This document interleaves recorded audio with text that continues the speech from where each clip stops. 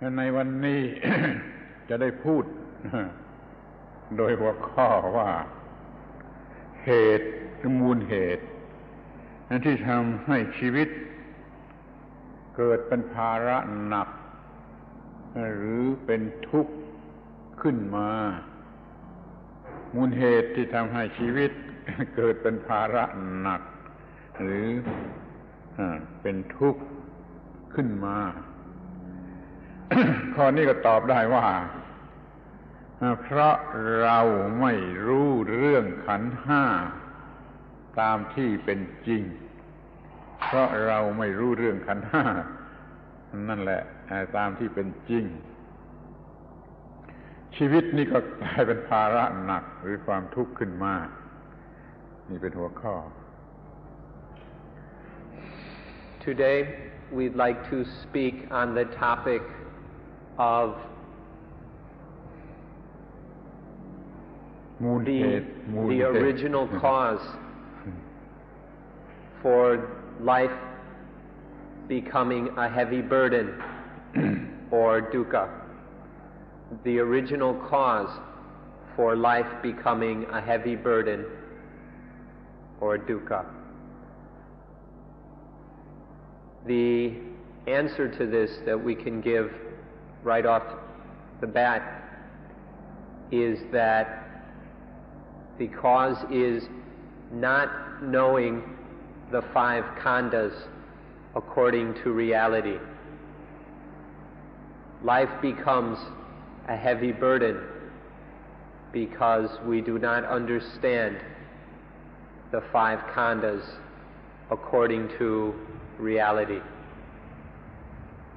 This is the topic we will discuss today.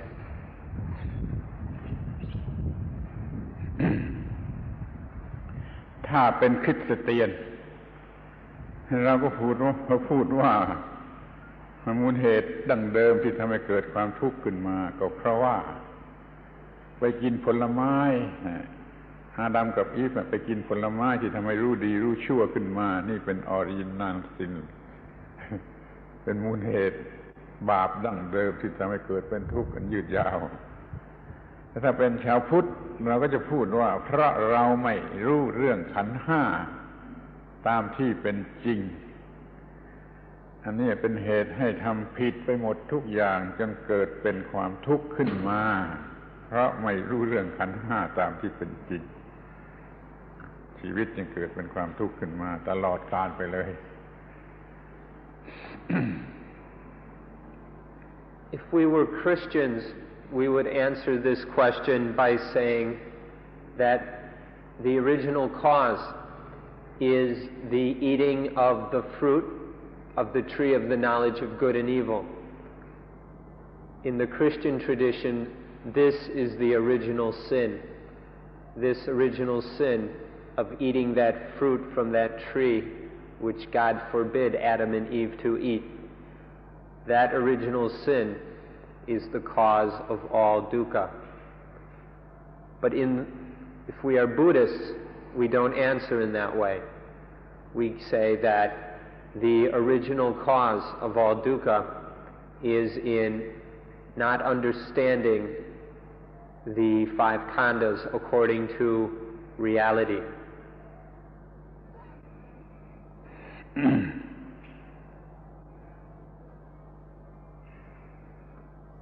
จุดแรกตั้งต้นก็คือว่าเราตัวเราหรือเราหรือฉันหรือของฉันมันไม่ได้มีตามธรรมดาตามธรรมชาติตามความจริงของธรรมชาติตัวฉันไม่ได้มี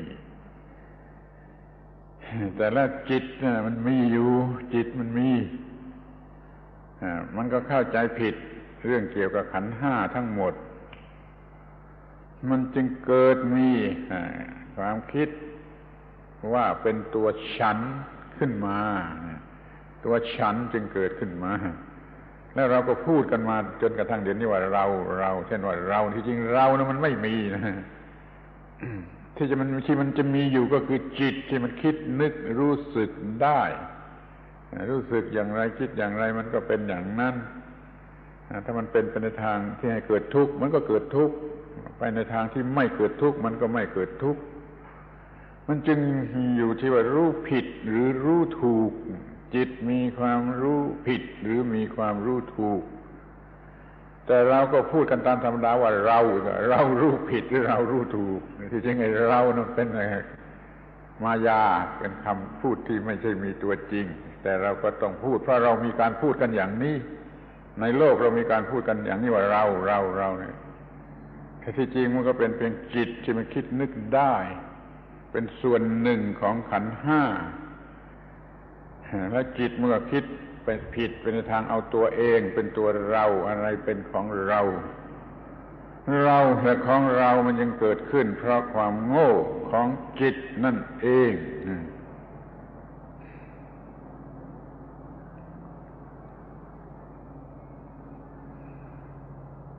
Because of misunderstanding,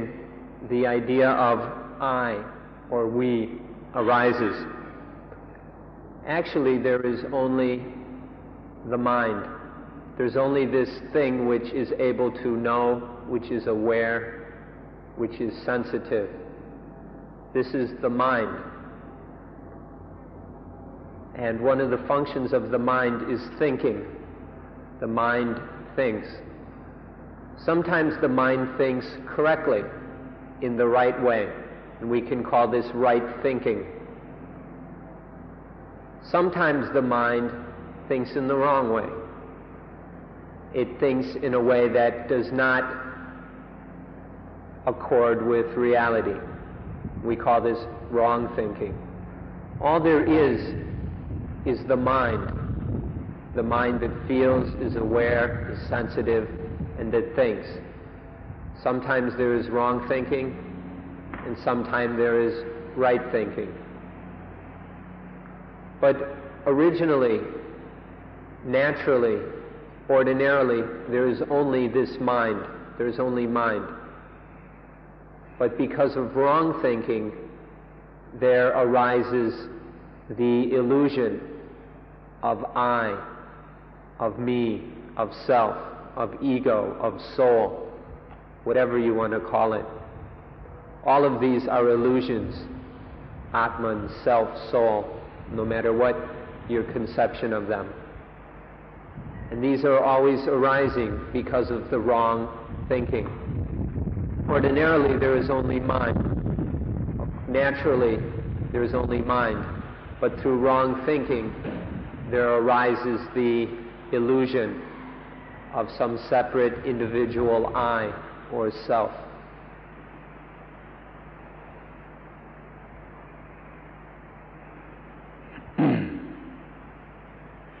จิตเป็นส่วนหนึ่ง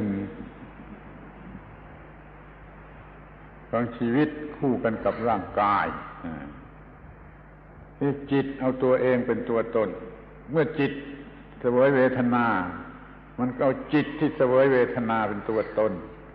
เมื่อจิตมีสัญญามันก็เอาจิตที่กำลังมีสัญญาว่าเป็นตัวตนคือตัวมันเองเมื่อจิตกำลังมีสังขารคือการคิดนึกปรุงแต่งมันก็เอาจิตที่คิดนึกปรุงแต่งเป็นตัวตนเมื่อจิตมารู้ทางตาหูจมูกลิ้นกายใจก็เอาจิตที่มารู้ทางตาหูจมูกลิ้นกายใจเป็นตัวตนแล้วจิตก็เอาร่างกายซึ่งเป็นที่ตั้งที่อาศัยของจิตนี่ว่าเป็นของตนแต่ในกรณีที่ร่างกายมันทำอะไรไปตามธรรมดาโดยไม่ต้องมีจิตคิดนึกอะไรมากจิตก็เอากายเป็นตัวเองเอากายเป็นตัวเองได้เหมือนกันในตัวอย่างที่ว่าเราเห็นเด็กเขาเตะเก้าอี้เด็กทารกยังไม่มีความคิดอะไรก็เอาร่างกายเป็นตัวตนเอาเก้าอี้เป็นตัวตนแล้วก็ทะเลาะกันได้นี่คือว่าเพราะจิตไม่รู้จักขันธ์ห้าตามที่เป็นจริง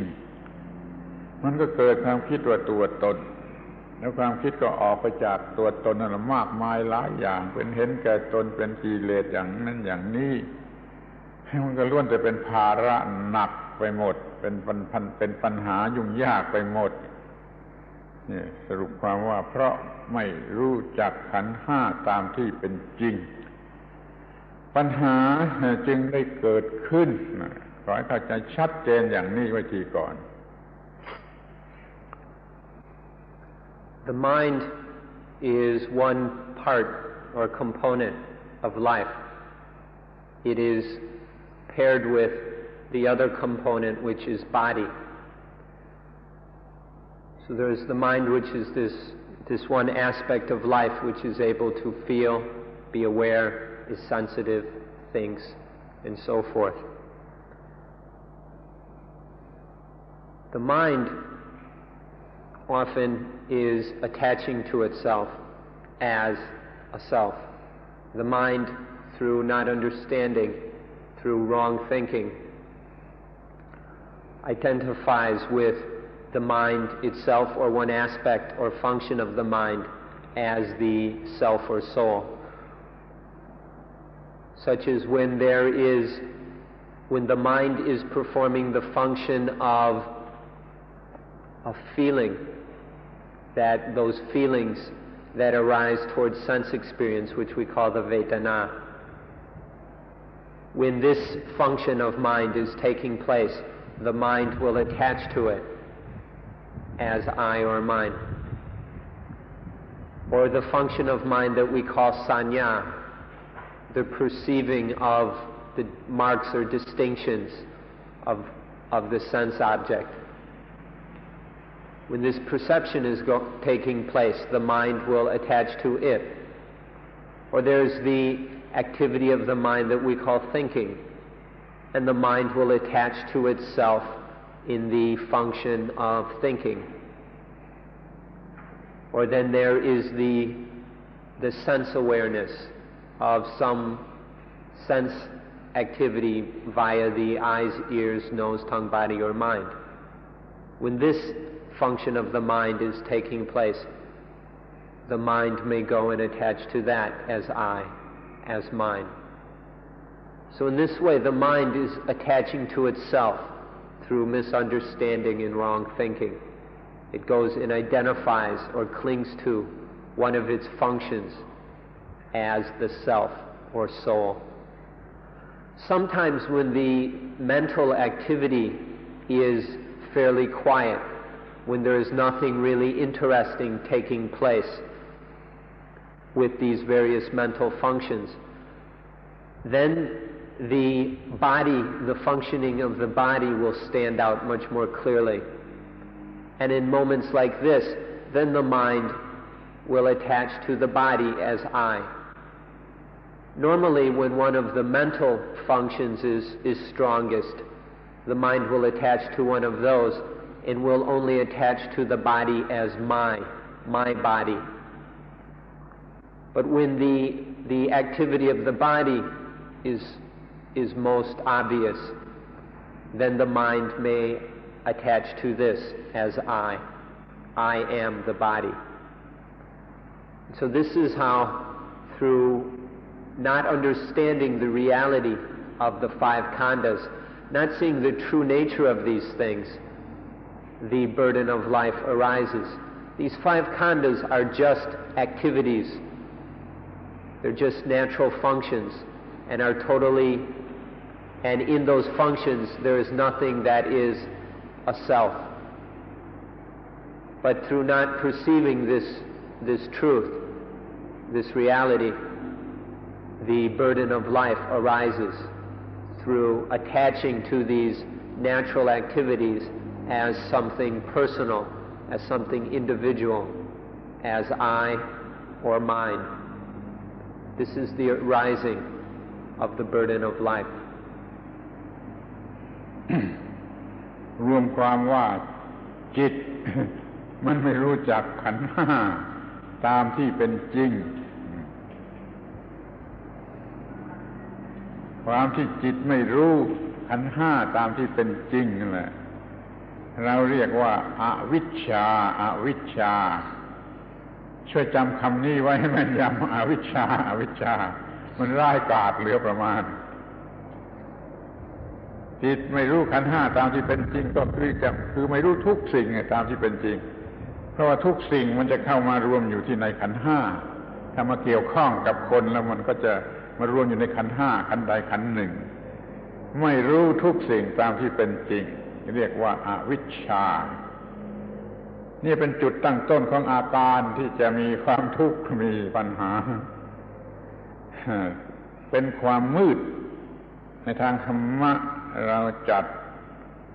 อวิชชาว่าเป็นความมืด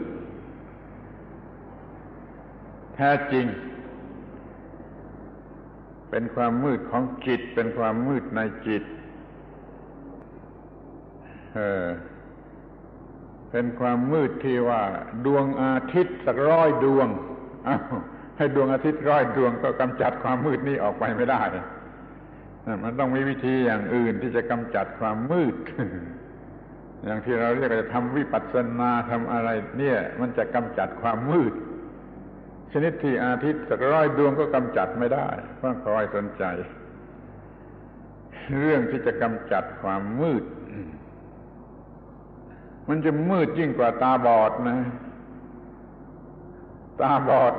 มันไม่เห็นอะไรแต่มันยังสัมผัสอะไรได้บ้างยังรู้อะไรได้บ้างหรือเห็นเป็นรางๆว่าสว่างหรือมืดเป็นตาบอดมืดในอวิชชาเนี่ยมันยิ่งกว่าตาบอดเลยจะคิดด้วยดีมันยิ่งกว่าตาบอดอาทิตย์100 ดวงก็ทำให้สว่างไม่ได้ขอให้รู้จักว่าอวิชชาคือความที่จิตไม่รู้จักสิ่งทั้งปวงในนามของขันธ์ห้าในนามของขันธ์ห้านี่คืออวิชชา So to repeat as concisely as possible, the burden of life arises from not seeing the 5 khandhas as they really are. The burden of life comes from not realizing the genuine truth of the 5 khandhas. This not understanding or the lacking of this knowledge about the way the khandhas really are is called avijja. This is a very, very important word because it stands for something that is very nasty and fierce. And so remember this word. The word is avijja, A-V-I-J-J-A, avijja. Usually we translate this ignorance, but sometimes people don't quite understand what we mean. Avijja means knowing or knowledge. Avijja is not knowing. This is the lack of knowledge. Avijja is where there is not the right knowledge. This is the starting point of the process that conditions dukkha. All dukkha has its starting point in avijja, and therefore avijja is something very, very important to know. Avijja is essentially not understanding all things as they really are.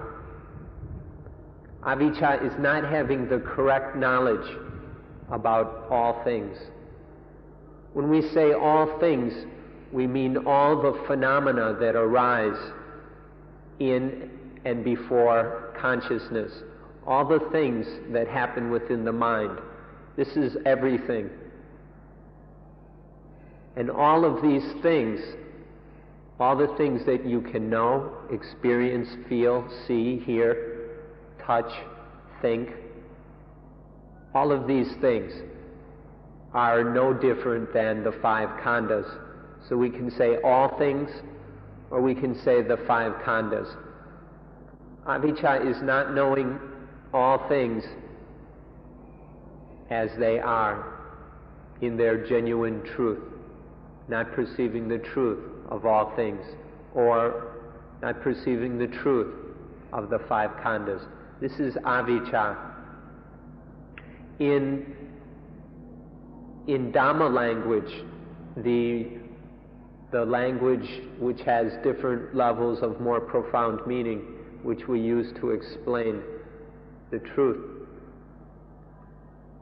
Avijja is darkness. Avijja is darkness. This is a kind of darkness that 100 suns, if we took 100 suns, S-U-N-S, the kind that is up in the sky and that makes the day light. If we took 100 suns, they could still not drive away avijja. Avijja is so powerful, so strong, so dark, that 100 suns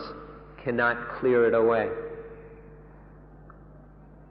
This is how important avijja is, this not knowing of things as they are, not knowing, this not understanding the five khandhas. Another way we can describe it is it's even darker than blindness. Even when someone is blind, they can still perceive a few things. Sometimes they can notice differences between darkness and lightness, or sometimes can perceive shapes, even though they are technically blind. But with avijja, it's far worse than that. This not knowing is even blinder than blindness. It's darker than blindness. So hopefully you'll appreciate the danger and the horribleness of avijja. If you do, you will begin to have some interest in lessening this darkness, in finding some light to begin to clear up the darkness of avijja. 100 suns won't do the trick, but there is something called vipassana, insight, which is a spiritual light which can begin to clear up the spiritual darkness of avijja. So this is why we need to be interested in vipassana, insight.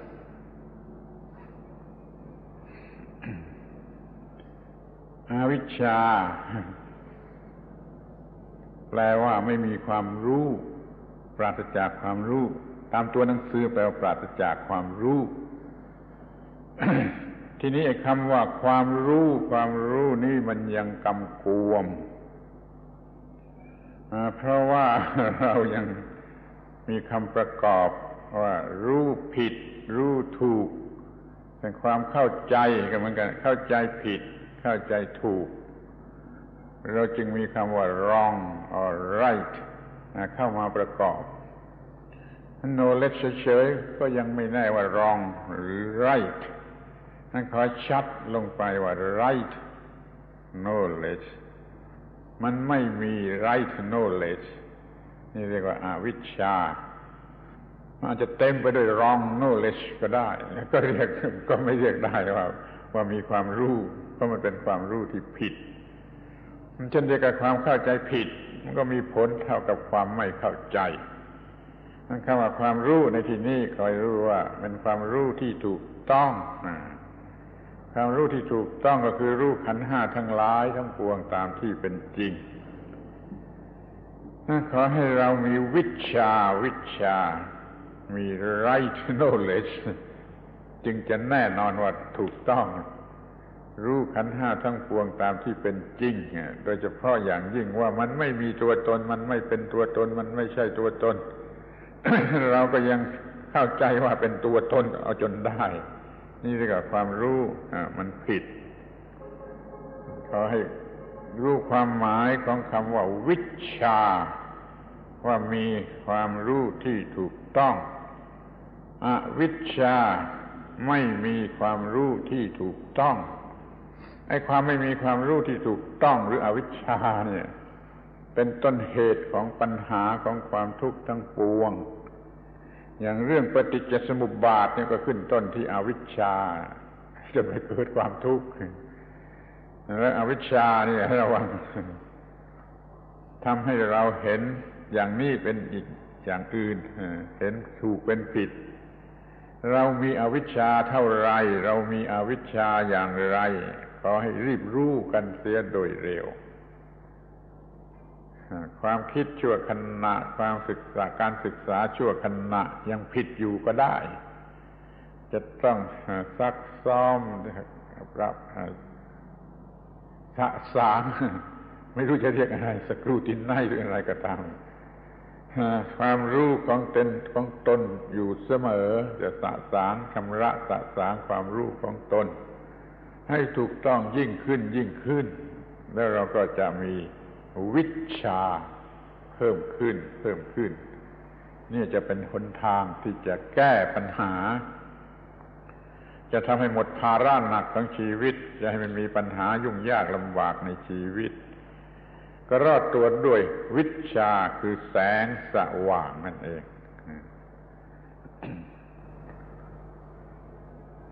Literally, avijja means the absence of knowledge,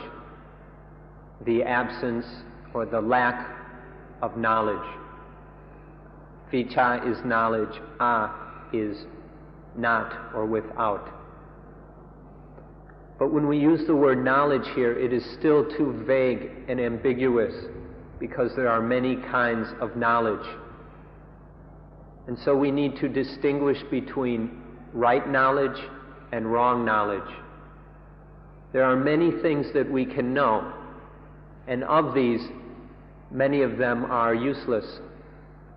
They are kinds of knowledge that have no value in extinguishing dukkha. So we need to distinguish between right knowledge and wrong knowledge or frivolous, unnecessary knowledge. And so if we understand this, that there are two kinds of knowledge, knowledge which is correct and knowledge which is incorrect, then we will understand that vijja means correct knowledge and avijja is the lack of correct knowledge. If you don't understand ignorance in this way, then you will think you have to go and learn everything in every book that has ever been written in the universe, and that's an impossible task. So we're not talking about all the minutiae and facts and details that can be stored away in books, computers, libraries,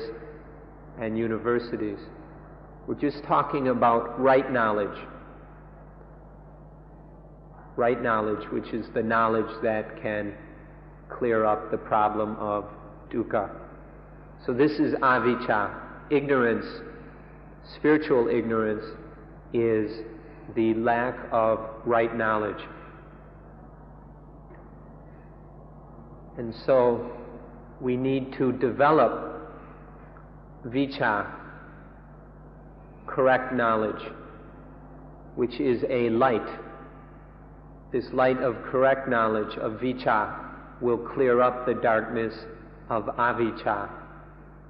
And so in this way we must scrutinize the mind, be aware of any avijja, and begin to straighten out this situation, be able to clean up and clear up and brighten up and polish the knowing so that it is not avijja, but that it becomes vijja, right knowing. Knowing things as they really are. Not knowing all the little itty-bitty surface details of things, not getting caught up in the externals of things, but penetrating to the true nature of things. Especially penetrating to the true nature of the five khandhas. This is the light of vijja, which will clear up the darkness of avijja. สำหรับเราที่ยังเรียนน้อยหรือผู้ที่ยังเล่าเรียนน้อย ก็มีทางที่สังเกตได้ง่ายๆถ้าเมื่อใดมีอวิชชาเมื่อนั้นจะมี attachment ถ้าเมื่อใดมีวิชชาเมื่อนั้นจะไม่ attachment อะไรขอเข้าใจคำว่า attachment มาตั้งแต่ทีแรกว่ามันคืออะไร มันไปยึดมั่นเรื่องดีเรื่องชั่วเรื่องได้เรื่องเสียเป็น attach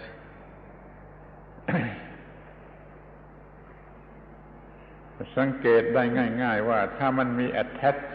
มีการยึดมั่นถือมั่นแล้วมันมีอวิชชาถ้ารู้สึกว่ามีการยึดมั่นถือมั่นแล้วก็ค้นได้ดีแต่มันจะพบว่าอวิชชามันอยู่ข้างล่างถ้ามันอิสระไม่มี attachment ยึดมั่นถือมั่นมันจะมีวิชชานะคอยช่วยเหลืออยู่ในรูปของสติก็ได้สัมปชัญญะก็ได้ปัญญาก็ได้นี่จะเป็นข้อสังเกตสำหรับพวกเราที่แรกศึกษาอวิชชาทำให้ attach วิชชา non attach นี่เอาเท่านี้กันวิธีก่อนครั้งแรก For those of us who are just beginning to study this subject, just beginning to look into this matter, there's a very easy way of noticing when they're noticing the difference between vicca and avicca. When there is avicca present, then attachment will arise. When avicca is overseeing the situation, then attachment will arise. On the other hand, if there is vicca present, if vicca is managing things, then attachment will not arise. The mind will not attach to anything as I or mine. So for those of us who are just beginning to look into these things, into this matter, the way to discriminate between vicca and avicca is by the presence of attachment. If there is attachment, then there is avicca. If there is no attachment, then there is vicca. When vicca in some form is present to a sufficient degree, then no attachment will arise. The mind, through understanding the situation adequately, knows that there is no value, there is no purpose, there is only pain and dukkha in attachment. So the mind does not attach. So through vicca functioning in the form of mindfulness or the form of sampajanya, wisdom in action, which is when a specific bit of knowledge is applied right here at the sensory experience that is taking place. Or we can talk or in the form of panya, when vicca is functioning in the form of panya, wisdom, which has been learned, has been developed. Vicca in one of these forms will prevent the arising of attachment. So we can begin to tell whether there is vicca or avicca present by the presence or absence of attachment. This is a handy tool for those of us who are just beginning to study this problem. เพื่อจะเข้าใจง่ายสำหรับท่านทั้งหลายอีกแง่หนึ่งก็คือเราจะรู้จักไวยพจน์ซินโนนิมของคำว่าวิชชา มีไวยพจน์ของคำว่าวิชชานี้หลายคำอยู่โดยเฉพาะอย่างยิ่งคือคำว่าดวงตา ดวงตาปัญญาดวงตาแสงสว่างนี่เป็นไวยพจน์ของวิชชาทั้งนั้นเราก็จะหัวที่ว่า ถ้าจะมีใครมาพูดว่าท่านทั้งหลายไม่มีดวงตา ไม่มีดวงตามันก็น่าหัวเพราะเราทุกคนมีดวงตามีดวงตาแต่ตาของเราก็เห็นแต่ว่าตาของเราเห็นไม่ถูกต้องก็ได้เห็นไม่เห็นลึกถึงไอ้ธรรมะเห็นแต่ ทางแง่ของฟิสิกส์ไม่เห็นในแง่ของไอ้สปิริตชัวลซึ่งมันลึกลงไปนี่ก็เท่ากับว่าท่านทั้งหลายไม่มีดวงตาแต่จะบอกว่าท่านทั้งหลายไม่มีดวงตาก็อย่าเพ้อโกรธมันมีความจริงอยู่อีกส่วนหนึ่งว่าท่านทั้งหลายไม่มีดวงตาไม่มีแสงสว่างไม่มีปัญญาก็คือไม่มีวิชาปัญญาดวงตาแสงสว่างนี่มันแทนกันได้สังเกตดูดีๆเราต้องมีดวงตาอีกชนิดหนึ่งไม่ใช่ตาที่มีอยู่เดี๋ยวนี้เป็นดวงตาอีกชนิดหนึ่งถ้ามีแล้วมันเห็นลึกลงไปในแง่ของธรรมะที่เป็นธรรมะลึกจนจะเห็นทุกอย่างได้ตามที่เป็นจริงขอให้จำคำว่าดวงตาไว้อีกคำหนึ่งโดยอาศัยการทำวิปัสสนานี่เราจะสร้างดวงตาชนิดนี้ขึ้นมาได้แล้วเราก็จะได้ใช้ดวงตานั้นให้สำเร็จประโยชน์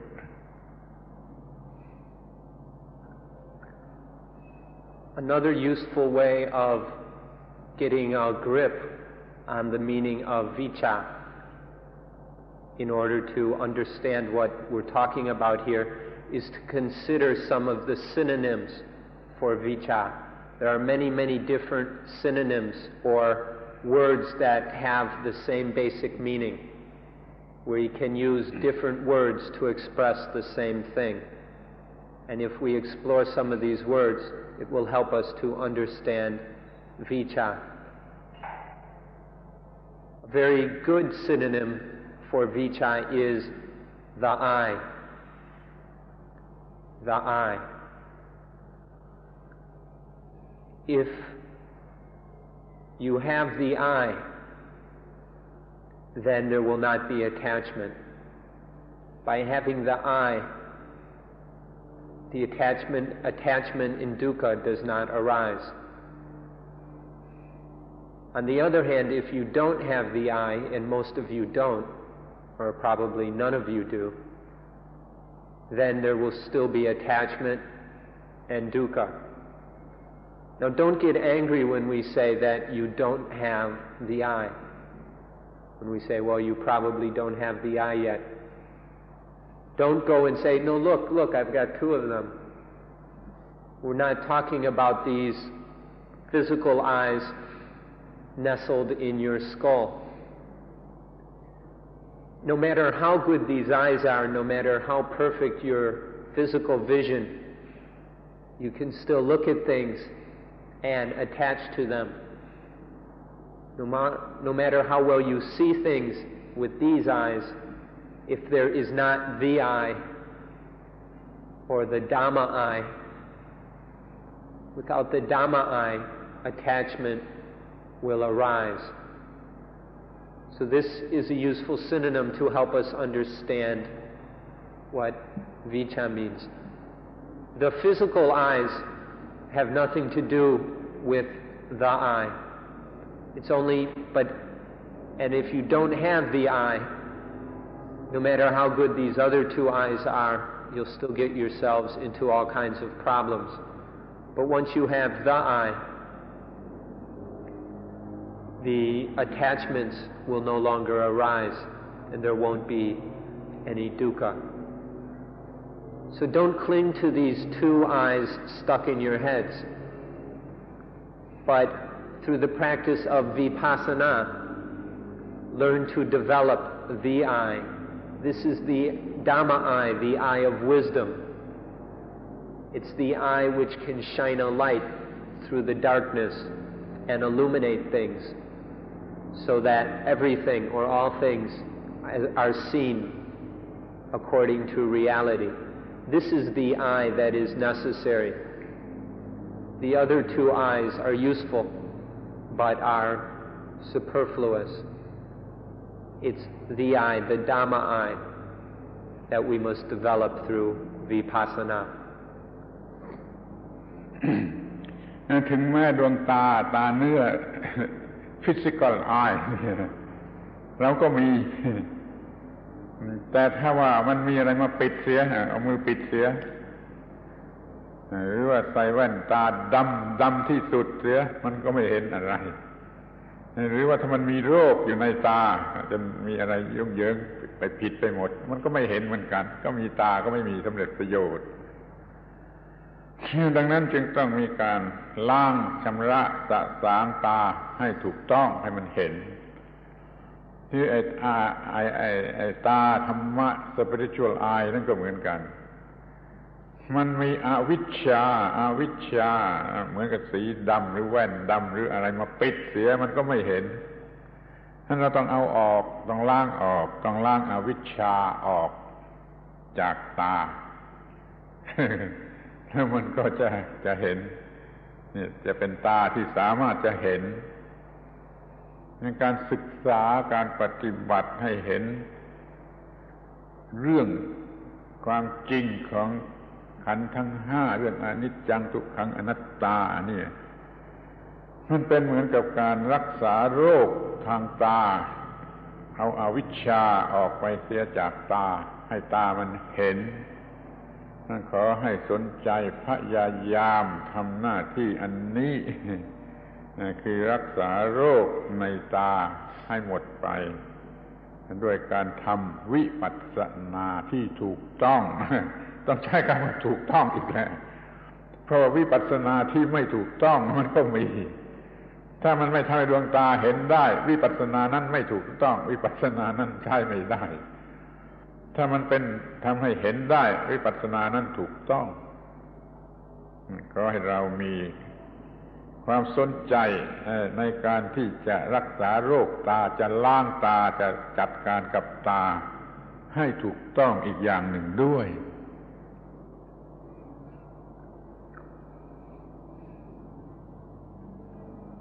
So the eye is needed. Let me point out the word eye in English can be spelled two ways. One is with a capital I, the letter I. And we've been talking about that a lot the last few days. But now we're talking about E-Y-E, that I. So it's a different I that we're talking about right here. Just to clarify that. Now with the physical eye, or the physical eyes, the two little balls in our heads, if a cloth or something were to cover them, or maybe we were to put on very dark, thick, black glasses, or maybe some disease were to get in the eyes or destroy them or something. These are all things that can interfere with normal vision, with physical vision, and make it impossible to see. If these things occur, then we must do something to clean up or take away whatever is obstructing vision.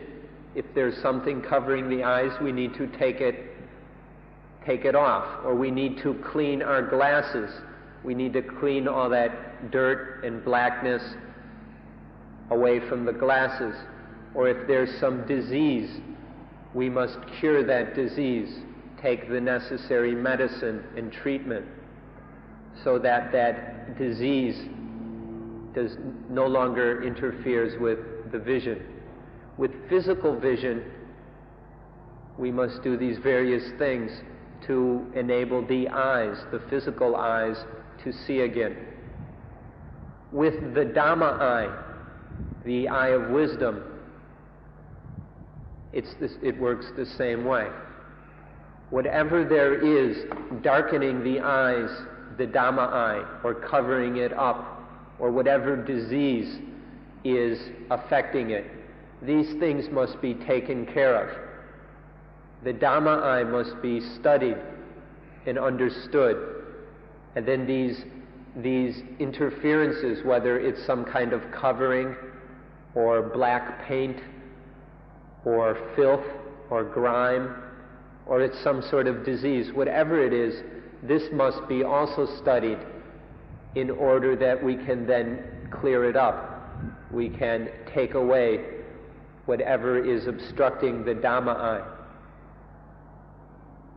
And so this is what needs to be done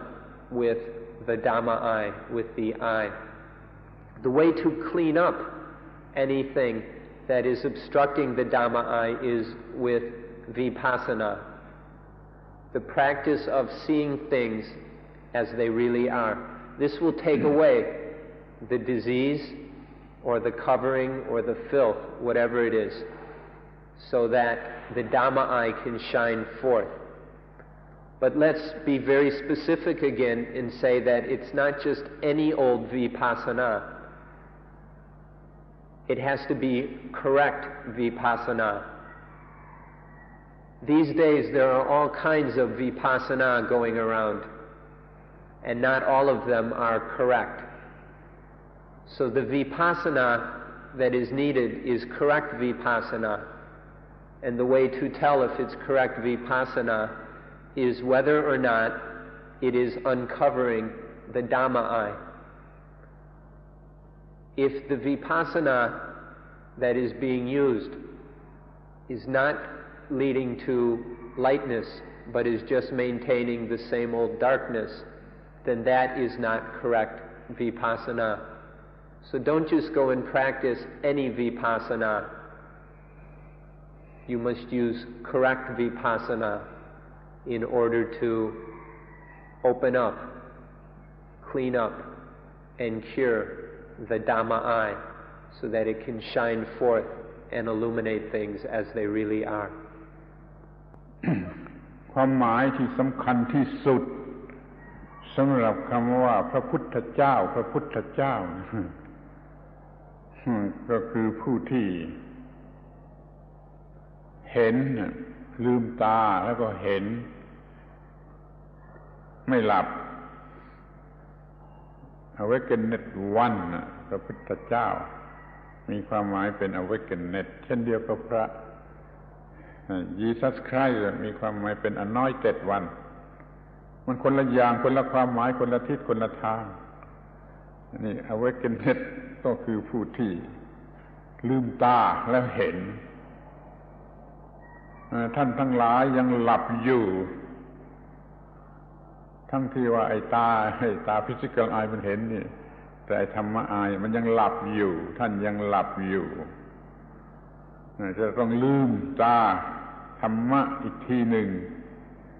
จึงจะเห็นอย่างเดียวกับพระพุทธเจ้าจะเป็นผู้ตื่นจากหลับเดี๋ยวนี้เรายังหลับอยู่ทุกคนแม้มานั่งอยู่ที่นี่ก็ยังหลับอยู่เพราะว่าธรรมะอ้ายธรรมิกะอ้ายตาธรรมะมันไม่ลืมยังหลับอยู่นะอุตส่าห์พยายามที่จะลืมตาตื่นจากหลับด้วยอวิชชาสลิปปิ้งมันหลับอยู่ด้วยอวิชชาก็ตื่นจากหลับด้วยอวิชชานี่จึงจะเรียกว่าเป็นผู้มีดวงตาแท้จริง คือมีดวงตาที่กำลังเห็นอยู่ขอให้ลืมตาตื่นจากหลับกันอีกทีหนึ่งอีกในความหมายหนึ่ง The most important meaning of the word Buddha is the awakened one. Buddha essentially means the awakened one who has woken up and will never fall asleep again, one who has awakened to reality and truth and will not fall asleep. This meaning of the awakened one is similar to the meaning of Christ. Jesus Christ, or Christos, means the anointed one. Now, the anointed one and the awakened one are very different in both meaning and in connotation, and it have vastly different implications. But Christ was this title signifying something special about Jesus Christ. The Buddha is another title, and what it signifies is that he is the awakened one, has woken up from the sleep of avijja, has awokened to the light of vijja. So this is the meaning of the word Buddha. Now all of you here, with your eyes open, sitting here as if you were awake, are really sleeping. Every one of you, though you may think you are awake, you are really sleeping. Maybe you are physically awake according to the normal meaning of that word, but according to the most profound meaning of the word awake, all of you are asleep. You are sleeping because the Dhamma eye has not yet opened. Just because these physical eyes are opened or uncovered and free of disease doesn't mean that the Dhamma eye is functioning properly. And as long as the Dhamma eye has not yet opened, then you are still sleeping. Sleeping in the state of unknowing, the sleep of not knowing things as they truly are. So something must be done here to waken us all up, so that we can open this Dhamma eye, so that we will have the real eye. These physical eyes are just illusions, but the Dhamma eye is the true eye that can really see, that can see the truth, see what needs to be seen, rather than see nothing but phantasms and illusions. So we practice vipassana, correct vipassana, to develop the light that will open the Dhamma eye, so that we will awaken, so that we can get out of this sleep of not knowing which we're sunk into.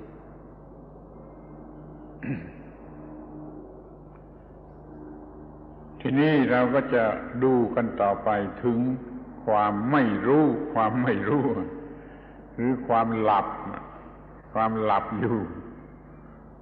หรือความไม่ลืมตาไม่เห็นตามที่เป็นจริงว่ามันเป็นอย่างไรเดี๋ยวนี้ท่านลืมตาหรือยังท่านรู้หรือยังต้องสังเกตได้จากให้ผลที่มันเกิดขึ้น เดี๋ยวนี้ท่านจะยังหลับอยู่ยังไม่รู้แม้แต่ปัญหาแรกที่สุดว่าเกิดมาทำไม ถ้ายังไม่รู้ว่าเกิดมาทำไมนี่เป็นปัญหาแรกที่สุดเลยแสดงว่ายังไม่ลืมตายังไม่ได้ใช้ตายังหลับอยู่อย่างน้อยก็จะต้องเริ่มรู้ว่าเกิดมาทำไมหรือว่าเกิดขึ้นมาแล้วนี่จะต้องทำอย่างไรเพราะว่าบางคนอาจจะแก้ตัวว่าฉันไม่ได้ตั้งใจจะเกิดมาฉันไม่ต้องรู้ว่าเกิดมาทำไมแต่เดี๋ยวนี้มันเกิดมาแล้วนี่เกิดมาแล้วไม่ทำอะไรมันก็ทนทุกข์ทรมานมันจึงมีปัญหาที่สรุปได้ว่าเมื่อเกิดมาแล้วอย่างนี้จะต้องทำอย่างไรถ้ามองเห็นข้อนี้รู้ความจริงข้อนี้เรียกว่าท่านลืมตาท่านตื่นจากหลับแล้วนี่เรื่องความไม่รู้ข้อแรกคือไม่รู้ว่าเกิดมาทำไมหรือว่าเกิดมาอย่างนี้แล้วจะต้องทำอะไรให้เหมาะสมกันที่สุดนี่ความไม่รู้ข้อที่หนึ่ง So let's look a little more at this state of avijja, the condition of sleep that we're all wallowing in. Have you woken up yet, or are you still sleeping? Look inside. Are you still asleep? Have you opened your eyes yet? Or are they still closed? Is the Dhamma eye open or closed? You can ask yourself, or we can begin at the very beginning, very basic question about whether one is awakened or not, or is beginning to awaken or not.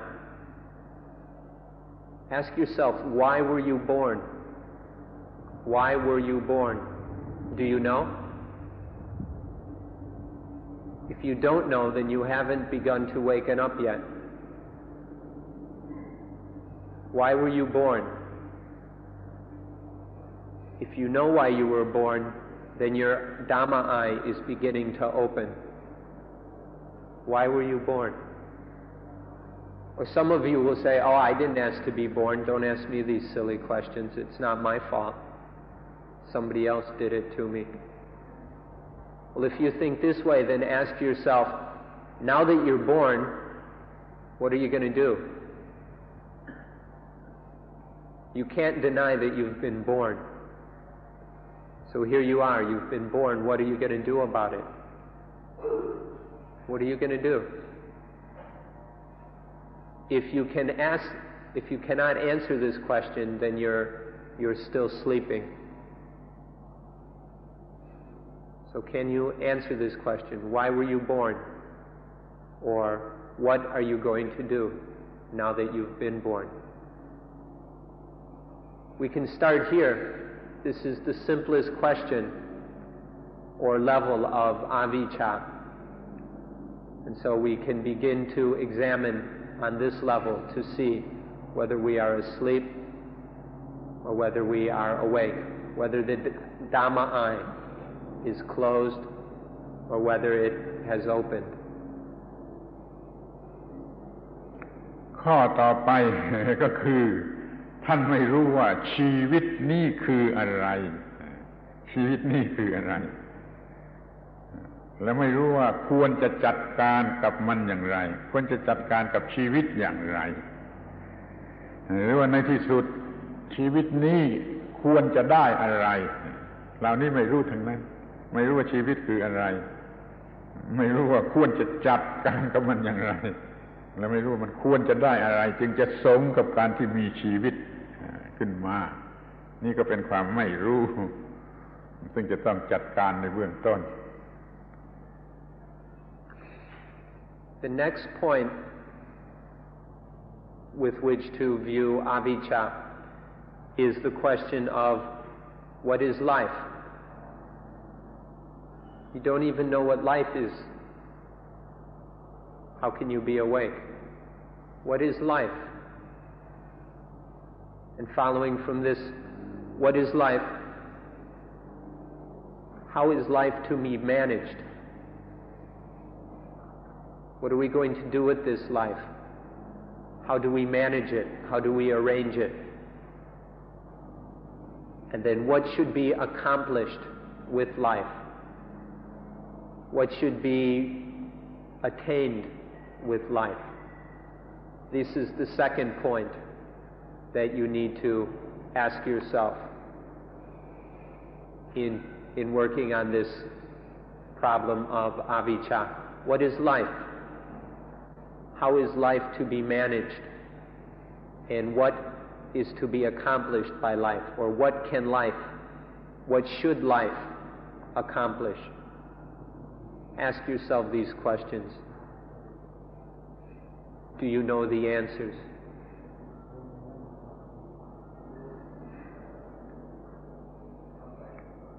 What ที่ไม่รู้ต่อไป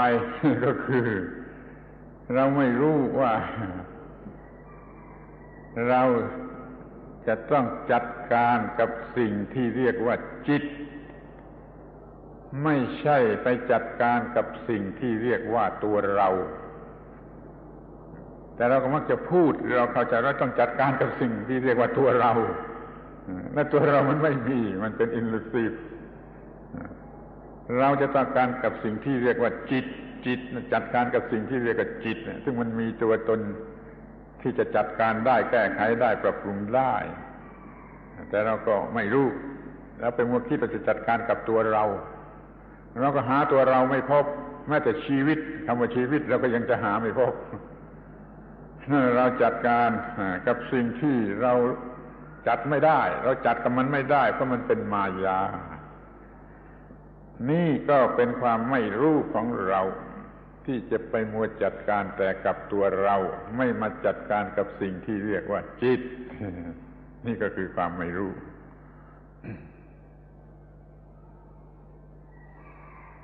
The next thing that we don't know,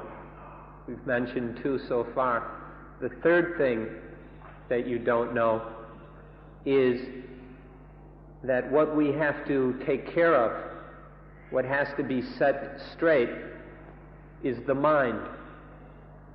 Not this thing that we call the self, or the soul, or the Atman, or Atta. This is the thing that we don't even know. We're always talking about, I have to do this, I have to change that, or I have to work on myself, or my practice, or my this, me, that, I. We're always talking in these terms. And we generally don't even know that what needs to be cleaned up, trained, developed, and worked on is the mind. This self or soul doesn't even exist. It's something purely elusive. It's just a figment of wrong thinking,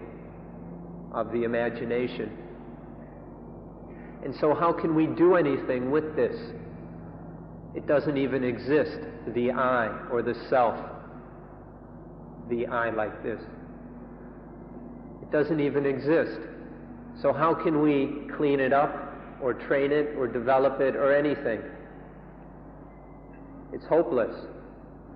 But it's the mind that exists. It's the mind that can be trained. It's the mind that can be straightened out, that can be developed and trained. So this is the third thing that we don't know. We don't realize that it's the mind that must be worked on, not I must work on myself. ทีนี้ก็มาถึงความไม่รู้เกี่ยวกับที่พึ่งเราไม่รู้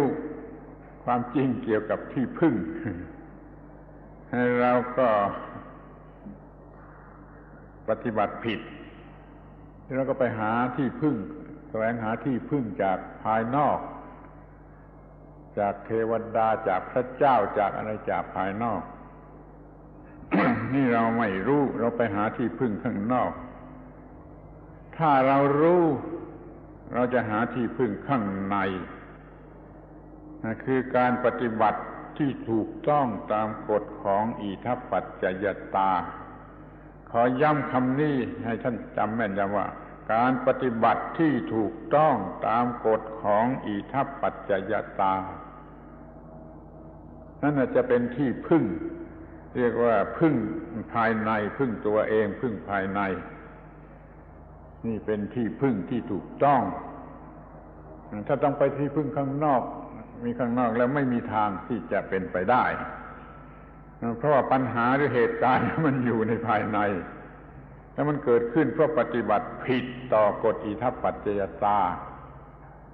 นี่สิ่งที่จะพึ่งได้จริงก็คือการปฏิบัติให้ถูกต้องต่อกฎของอิทัปปัจจยตาความทุกข์เกิดไม่ได้ความทุกข์เกิดไม่ได้นี่เรียกว่าความไม่รู้เกี่ยวกับที่พึ่งควรจะรู้เสีย The fourth thing that we don't know has to do with our refuge or something that we can depend on, something that we can take refuge in. This is something we don't know either. Most of us are taking our refuge in things like spirits, angels, God, universities, governments, things like this. We take our refuge in external things. This shows that we don't even know where real refuge is. If we want the things we can depend on are not things that are outside, that are external. The only thing that we can really depend on, the only thing in which we can truly take refuge is within. And this thing within us, or within the mind, that can truly be a source of safety and protection is correct practice according to the law of itapajayata. Don't go looking outside towards gods or angels or governments or teachers and think that they will solve your problems for you. This is hopeless. There is no security in external things. The only real security is within, in correct practice that is in accordance with the law of itapajayata. Itapajayata means having this as condition, this arises. It's a law of cause and effect. It's the law that is linking all the phenomena that makes up our experience in life, both mental and physical. There is this causal interrelationship, causes and effects. This causes this, this causes this, this causes this, on and on and on and on. This interwoven tapestry of causes and effects. The law of itapajayata is what governs all this cause and effect relationships. The only dependable thing is practice, correct practice. And correct practice is practice that is in line with, that does not ignore, that does not contradict the law of itapajayata, the law of cause and effect. This is the only thing that you can really depend on to prevent the arising of dukkha. This is the only source of security and safety. It's within. It's not outside anywhere. It's within the mind. Correct practice according to the law of itapajayata.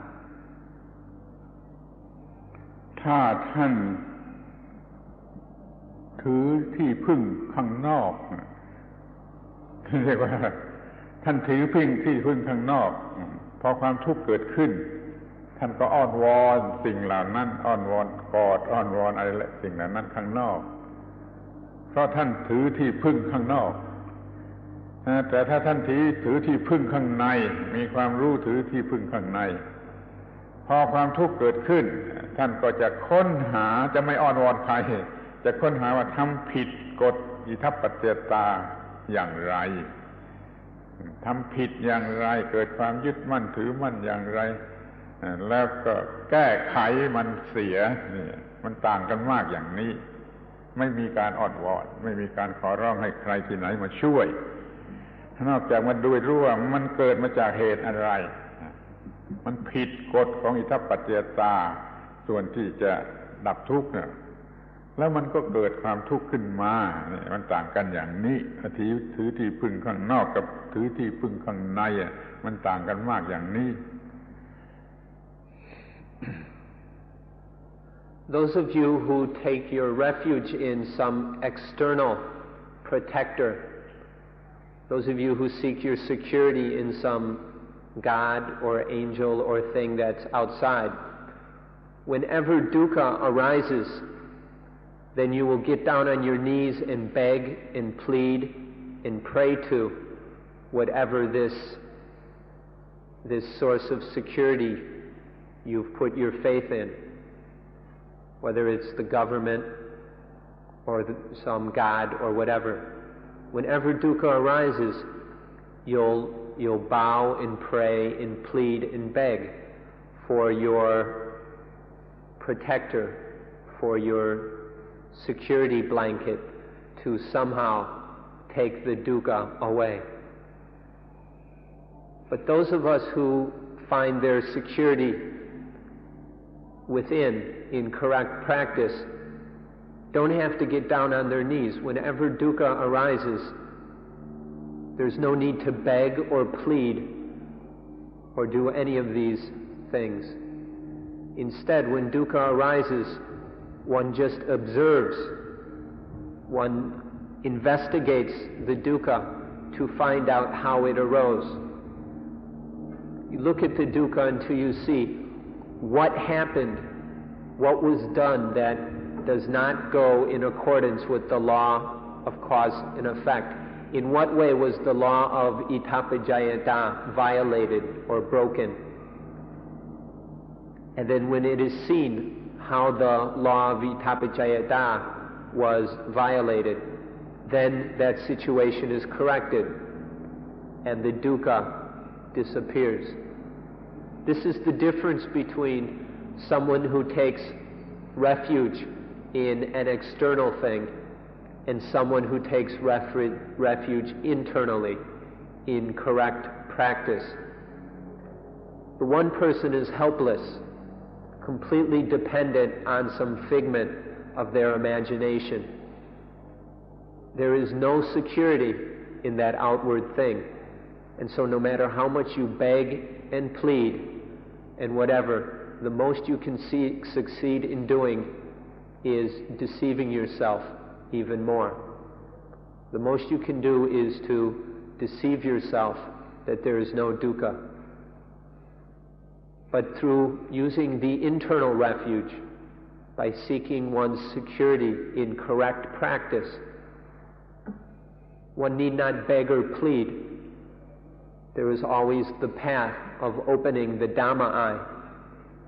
in order to understand how the law of cause and effect was violated, and then correcting the situation. This is the difference, and it is a very great difference between those who take refuge in external things and those who take refuge in internal things. And by the way, by external things, this also includes certain ways of sitting, certain ways of walking, and various other activities. All these so-called spiritual practices, if they are just bodily movements, then that is just taking refuge in some physical ritual. And there is no security in that. Correct practice is in the mind. Correct practice is not dependent on the body. It's dependent on the mind.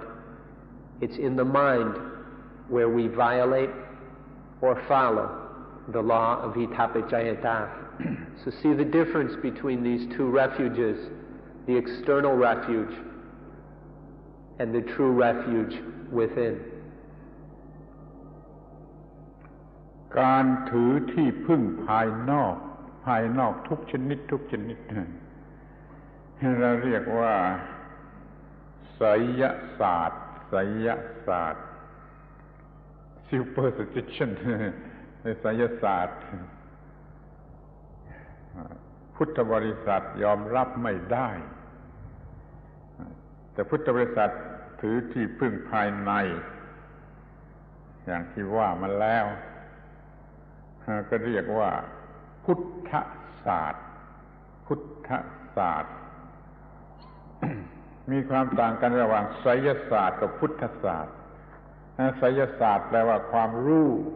ของผู้หลับหรือผู้ที่ยังหลับ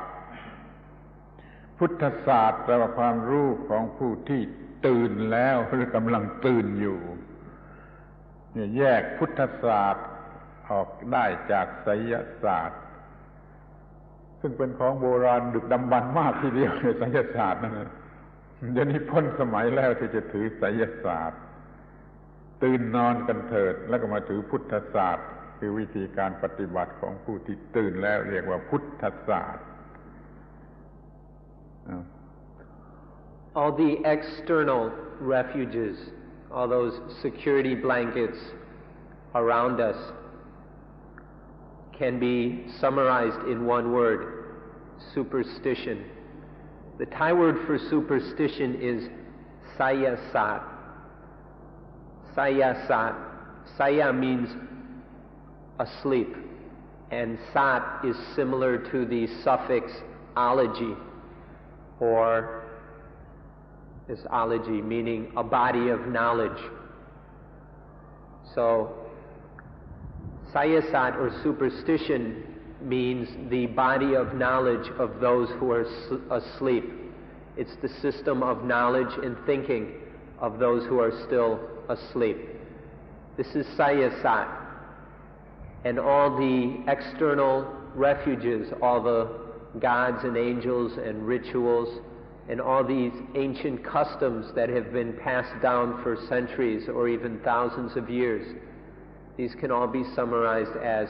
superstition. The opposite of superstition is puthasat. Putha is the one who is awakened, and sat is the system of knowledge of awakened ones. And this we can call Buddhology. Buddhology. We're not limiting this to just what is nowadays called Buddhism. Don't take a narrow view of things like that. When we say Buddhology, we're not speaking about some organized religion. We're talking about the system of knowledge of awakened ones, of awakened, enlightened beings. The system of knowledge of an awakened being takes its refuge in correct practice according to the law of Itapajayata, as we've explained. So there are these two bodies of knowledge. The one is, we can maybe say, sleepology, the body of knowledge of those who are asleep. If you're sleeping, please wake up. People have been sleeping for thousands of years, and look where it's gotten us. So if you're asleep, if you're still caught up in superstition, in superstitious rituals and practices and beliefs, then wake up. Wake up to Buddhology, to the correct practice of, according to the body of knowledge, the system of knowledge of those who are awakened. So wake up. You've been sleeping long enough. Put down the refuge of superstition because it won't work. And waken up, awaken to Buddhology, the true refuge, true security, something you can actually depend on. ดังนั้น อวิชชาของเราก็คือไม่มีความรู้เรื่องอิทัปปัจจยตาจนเพียงพอที่จะเอามาเป็นที่พึ่งได้ไม่มีความรู้เรื่องอิทัปปัจจยตาจนเพียงพอที่จะเอามาเป็นที่พึ่งได้นี่คืออวิชชาโดยตรงอวิชชาที่กำลังเป็นปัญหากับเราอยู่ขอย้ำว่าไม่มีความรู้เรื่องอิทัปปัจจยตาจนพอที่จะเอามาเป็นที่พึ่งได้ว่าเลย To summarize this all, we can just say that avijja is not knowing the law of itapajayata. Ignorance is not having sufficient understanding of the law of itapajayata. Avijja, this is all it comes down to, is not having sufficient understanding of the law of cause and effect. This is avijja. เมื่อเรามีที่พึ่งไม่ถูกต้องที่พึ่งที่ไม่ถูกต้องมันก็เท่ากันกับไม่มีที่พึ่ง ดังนั้นเราจึงอยู่อย่างไม่มีที่พึ่งเราจึงลำบาก เราจึงแบกของหนักเราจึงทนทุกข์เพราะว่าเรามีที่พึ่งไม่ถูกต้องซึ่งมันมีค่าเท่ากับไม่มีที่พึ่งก็ให้จำว่าอย่างแม่นยำว่าเมื่อมีที่พึ่งไม่ถูกต้องก็มีค่าเท่ากับไม่มีที่พึ่งนี่คือปัญหาของเรา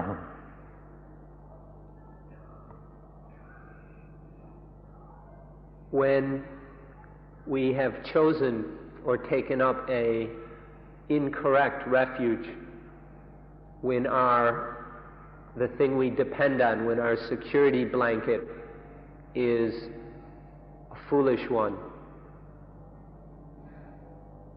then we will suffer dukkha. Because we take up an incorrect security blanket which cannot protect us, we will inevitably suffer through the burden of life.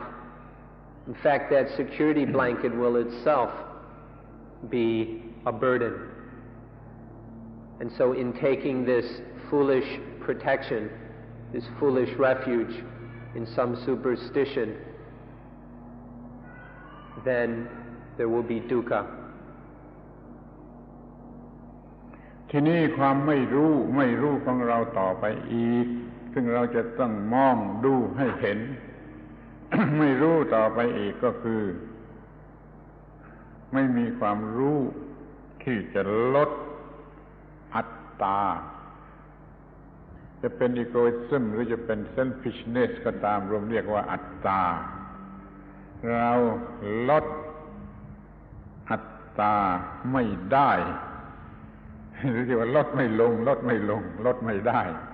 นี่คือความไม่รู้ของเราที่ก่อน The next thing that we don't know is we don't know how to lessen the atta. We lack the understanding of how to lessen and diminish selfishness and egoism. We can't slacken or abate the selfishness and egoism. This is the fifth thing that we don't know. ยิ่งไปกว่านั้นก็คือเราไม่เคยคิดที่จะลดอัตตาใช่ไหมทุกคนไม่เคยคิดที่จะลดอัตตา ไม่รู้ไม่เคยคิดที่จะลดอัตตามีแต่คิดจะเพิ่มให้มันมากขึ้น นี่คืออวิชชา Even worse than that, we haven't even thought about lessening it. Not only we don't know how to lessen selfishness, we've never even thought that we ought to lessen the ego, lessen egoism and selfishness. Instead, we just think about how to add to it, how to build up selfishness, how to puff up pride, how to develop status and stature. We tend to go in the wrong direction and add to our avijja rather than lessen it. ในที่สุดเราก็ไม่อยากจะลดอัตตาเราไม่อยากจะลดอัตตาเพราะว่ามันน่ารักสำหรับเราที่เป็นอิลลูซีฟคือเราของกิเลสไอ้เราเนี่ยมันเป็นของกิเลสทั้งนั้นนั้นความมีอัตตามันเป็นที่น่ารักของเรากิเลสรักอัตตาดังนั้นเราตามธรรมดาจึงไม่คิดที่จะลดอัตตาไม่อยากจะลดเพราะเรารักมันไม่อยากจะลดมันนี่คือปัญหาอย่างยิ่ง And on top of that, and because of it, we don't want to lessen the atta. We don't want to lessen selfishness. This is because we love selfishness. We love the atta. We love ourselves. This we that loves It's an illusion. And it loves this illusion. It's so caught up in this illusion. It loves it. It's very satisfying and pleasing to itself. And so this illusion becomes self-perpetuating. And then this we, this I, this self, it doesn't even want to lessen selfishness. It's so caught up in this self-love that it's not willing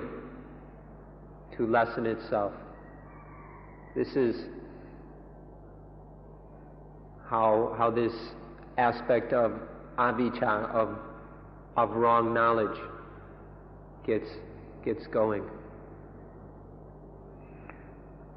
ในที่สุดความไม่รู้ของเราก็เดินมาจนถึงกับคิดว่าเราจะมีความสุขโดยไม่ต้องลดอัตตาเราจะมีความสุขโดยไม่ต้องลดอัตตานั่นเป็นความต้องการของเราเป็นความเข้าใจว่าถูกต้องของเรา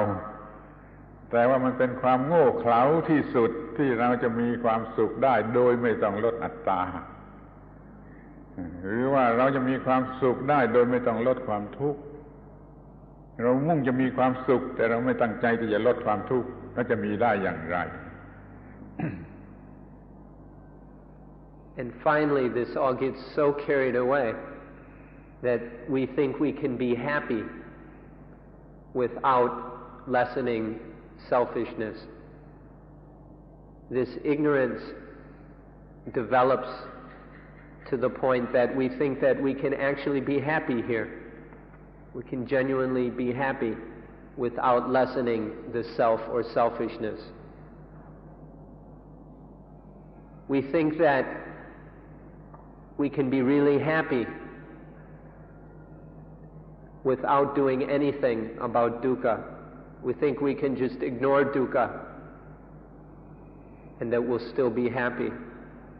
And I'm sure there are many of you who have thought, if not all of you at least once, if not often during these talks, well, I don't see what's so bad about dukkha. I'm still happy most of the time. If you think you can really be happy without lessening dukkha, without beginning to free the mind of dukkha, then you're way off track. This idea of the self and not wanting to lessen it gets really confused when we think that we can be happy without doing anything about selfishness, without doing anything about dukkha. ความสุขโดยไม่ต้องลดอัตตานั่นเป็นความสุขของอวิชชาความสุขของอวิชชาที่เรามีความสุขได้โดยที่ไม่ต้องลดอัตตาให้ดูดีๆมันก็เลยกลายเป็นความทุกข์เพราะเป็นความสุขของอวิชชาของอุปาทานของ attachment มันก็เลยกลายเป็นความทุกข์ความสุขที่มาจากไม่ลดอัตตาคิดว่าไม่ลดอัตตามันเป็นความสุขของอวิชชาของกิเลสของตัณหาในที่สุดมันก็กลายเป็นความทุกข์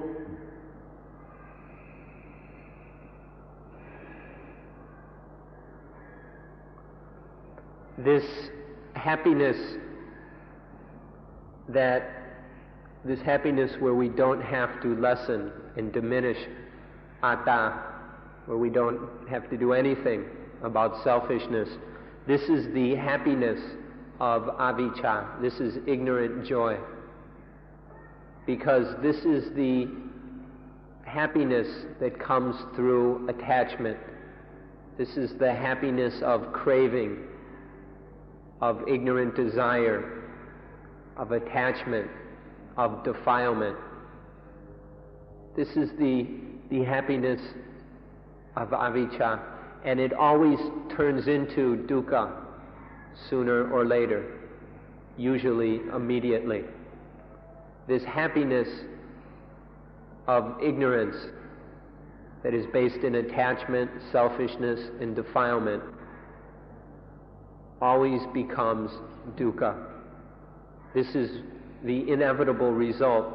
of the happiness of avijja, the happiness where we can keep being selfish. นี่มันขึ้นอยู่กับข้อเท็จจริงที่ว่าจิตเนี่ยมันไปเอากิเลสหรืออวิชชาก็ตามเป็นตัวตนมันไม่เอาโพธิหรือปัญญาเป็นตัวตนระวังให้ดีจิตมันไปเอากิเลสหรืออวิชชานะมาเป็นตัวตนมันไม่เอาโพธิหรือปัญญาความรู้ที่ถูกต้องเป็นตัวตนนี่เป็นสิ่งที่กำลังมีอยู่ทำให้เกิดปัญหาแก่พวกเราขอให้รู้จักความจริงข้อนี้ข้อเท็จจริงอันนี้กันเสียทุกคน This, what we've just said, is based in the fact, the truth, that this ignorant happiness comes when the mind foolishly takes some defilement as the self. Some defilement includes some kind of craving, greed, hatred, anger, fear, worry, confusion, jealousy, selfishness, attachment. These things are taken as the self. And when the mind takes defilement as the self, then there will be some kind of ignorant happiness, which is very, very fleeting, and then becomes dukkha. In these cases, the mind does not take poti or true knowledge of the way things are, knowledge of the way that leads out of dukkha. The mind doesn't take poti as the self. Be very careful on this point. Don't confuse what we're talking about. With ignorant happiness, the mind is taking defilement as the self, instead of taking what we can call enlightened knowledge as the self. Defilement is taken as the self instead of enlightenment. This is the problem that results in ignorant happiness. เมื่อจิตของเรามันมีอวิชชามันก็ทำไปตามอวิชชาคือมันไม่ถูกต้อง ดังนั้นจิตมันจึงทำไปผิดจิตของเรามันจึงทำหน้าที่ของมันไปผิดมันหวังแต่จะให้ผู้อื่นช่วยเรา เมื่อจิตมันมีอวิชชาแล้วมันก็จะหวังจะให้คนอื่นมาช่วยเราแทนที่จะช่วยตัวเองมันจึงไปหวังที่พึ่งภายนอกนี่เป็นข้อแรกที่ว่าจิตมันหวังแต่จะให้ผู้อื่นช่วยเราหวังแต่จะได้รับความเห็นอกเห็นใจความอบอุ่นจากผู้อื่นนี่จิตมันมีอวิชชามันจึงทำไปอย่างนี้ When the mind has ignorance or is caught up in not knowing or in wrong knowledge, then it has the hope that some external thing, that someone else will solve its problems for it. The ignorant mind thinks that somebody else or some other thing will come in and clear up the dukkha for it. This is what happens with the ignorant mind. It depends on externals, on someone or something else to solve the problem, which is hopeless. อีกทางหนึ่งจิตมันก็หวังในสิ่งที่เป็นไปไม่ได้จิตมันหวังในสิ่งที่เป็นไปไม่ได้เพราะมันไม่รู้เพราะมันมีอวิชชามันไปหวังในสิ่งที่เป็นไปไม่ได้ เช่นมันหวังจะให้ได้อย่างใจหวังให้มันมีแต่เที่ยงแท้มีแต่ถาวรมีแต่เป็นสุขมันก็หวังไปในสิ่งที่เป็นไปไม่ได้นี่ข้อหนึ่งเหมือนกัน Or the mind puts its hopes and wishes in something that is impossible. The ignorant mind is trying to get something, or it's hoping for something that is just absolutely impossible, such as that everything will last forever, or that this or that will not change, or that things like this, that impermanent things will be permanent. This is another foolish kind of wishing that arises in the ignorant mind. It wants what is impossible. แล้วมันก็หวังเกินกว่าที่จะเป็นไปได้มันหวังเกินกว่าที่จะเป็นไปได้เช่นในโลกนี้มันหวังแต่ในแง่ดีมันหวังแต่ในแง่ positive เสมอมันไม่คิดหรือมันไม่ยอมให้มี negative ในแง่ของ negative มันจึงหลงบูชาหายใจถึงกันแต่ในแง่ของ positive อย่างเดียวพูดกันแต่เรื่องนั้นหวังกันแต่เรื่องนั้นให้พรกันแต่เรื่องนั้นซึ่งมันเป็นไปไม่ได้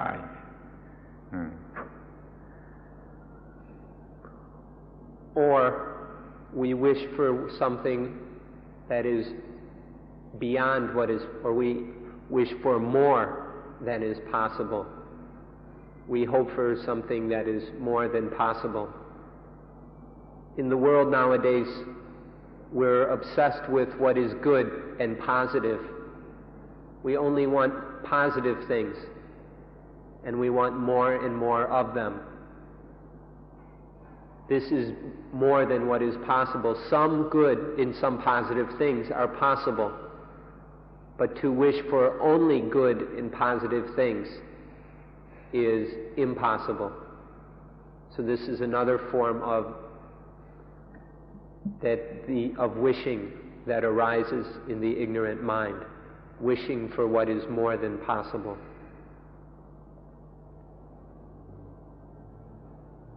ดังนั้น ไอ้ภาระหนักของจิตก็เกิดขึ้นปัญหาต่างๆก็เกิดขึ้นมาเนื่องมาจากที่ว่าเราบังคับจิตให้ถูกต้องไม่ได้หรือถ้าพูดอย่างที่ถูกต้องที่ตัวจิตมันบังคับจิตให้อยู่ในลักษณะที่ถูกต้องไม่ได้นี่ปัญหาเป็นเกิดขึ้นภาระหนักจึงเกิดขึ้นเราจะบังคับจิตไม่ให้หลงไหลไปในสิ่งที่น่ารักน่าพอใจก็ไม่ได้เราจะบังคับจิตให้ไม่โกรธไม่เกลียดไม่กลัวในที่ไม่น่าพอใจก็ไม่ได้เราบังคับจิตไม่ได้มันก็ไม่ไปในทางที่ถูกต้องแล้วปัญหามันก็เกิดขึ้นก็กลายเป็นภาระหนักของชีวิตขึ้นมา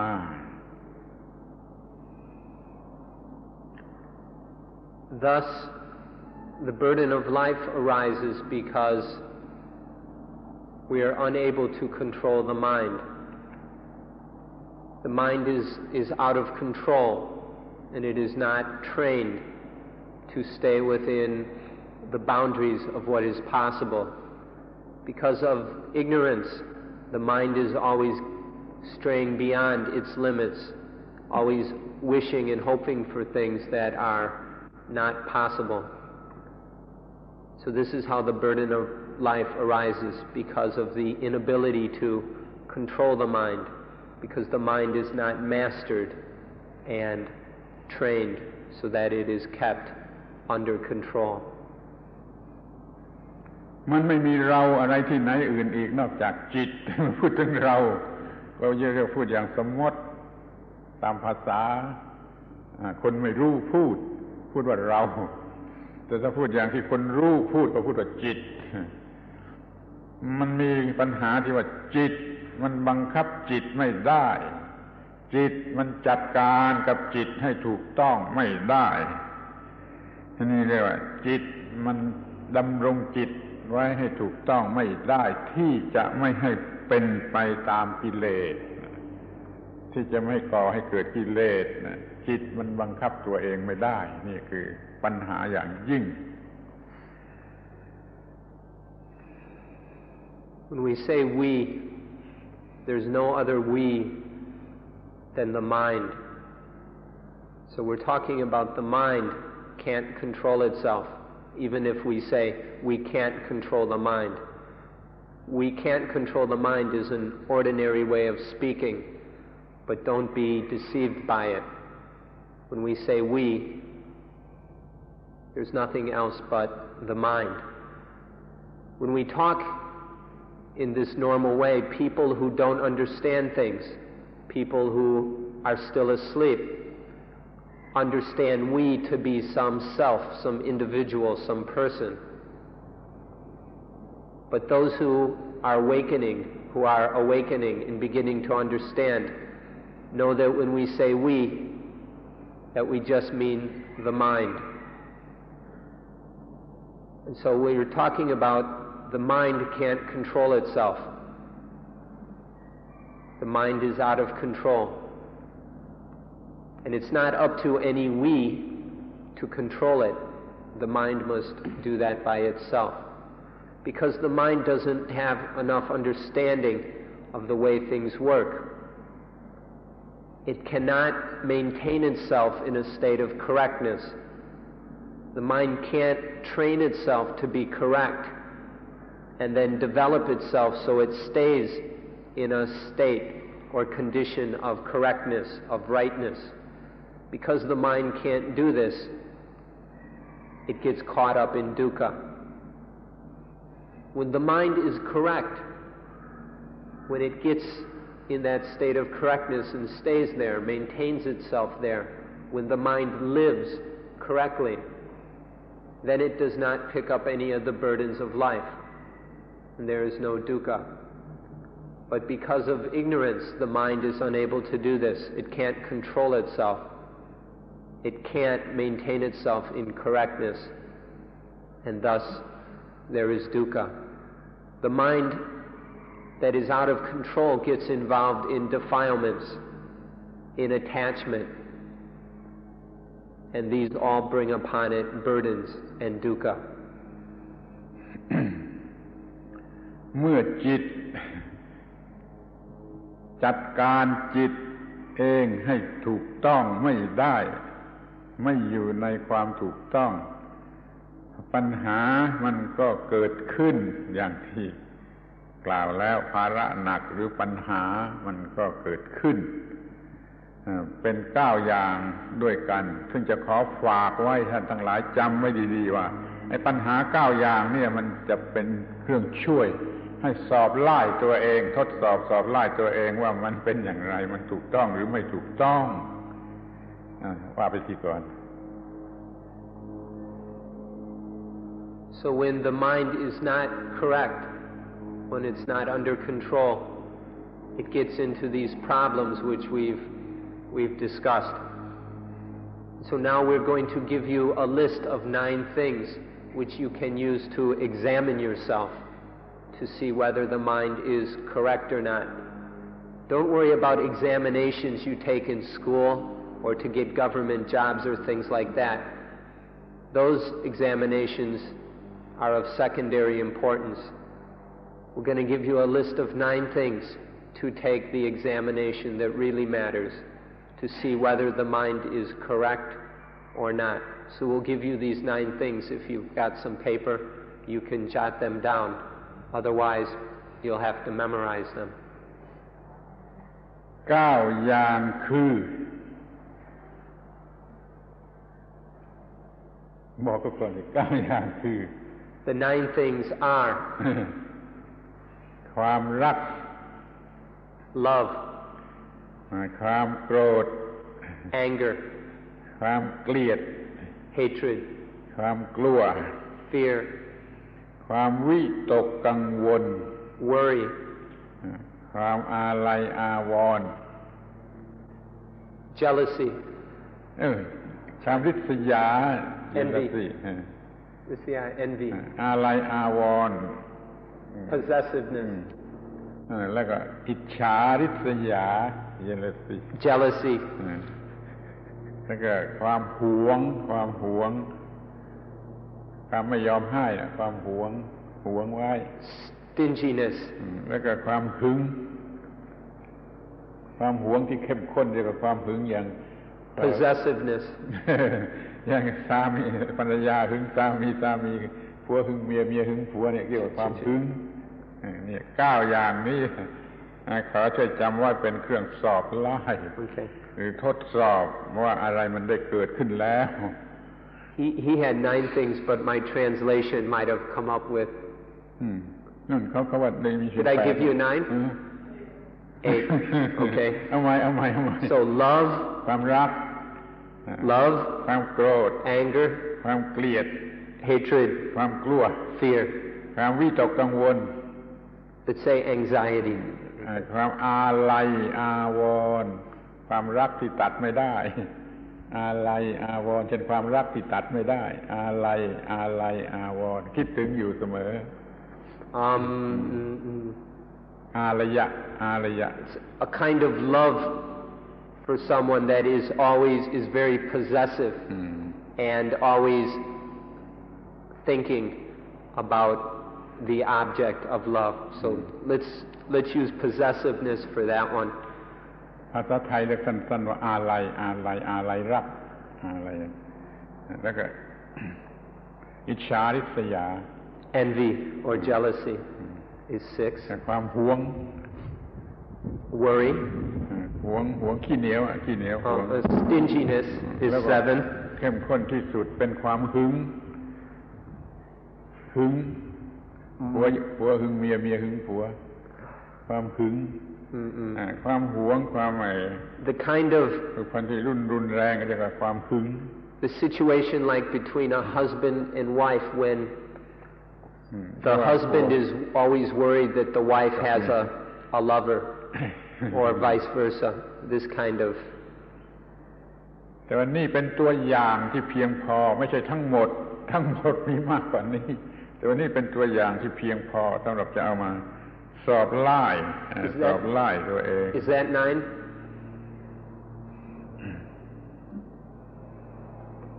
I'm sorry I can't come up with a good translation for all these words. ทีนี้เราดูต่อไปไม่ใช่มาเห็นว่ามันเนื่องอยู่กับขันธ์5น่ะอย่างไรเหตุที่ทำให้เกิดความทุกข์เหล่านี้น่ะมันเนื่องมาจากการที่เราไม่รู้จักความเป็นอนัตตาของขันธ์ทั้ง5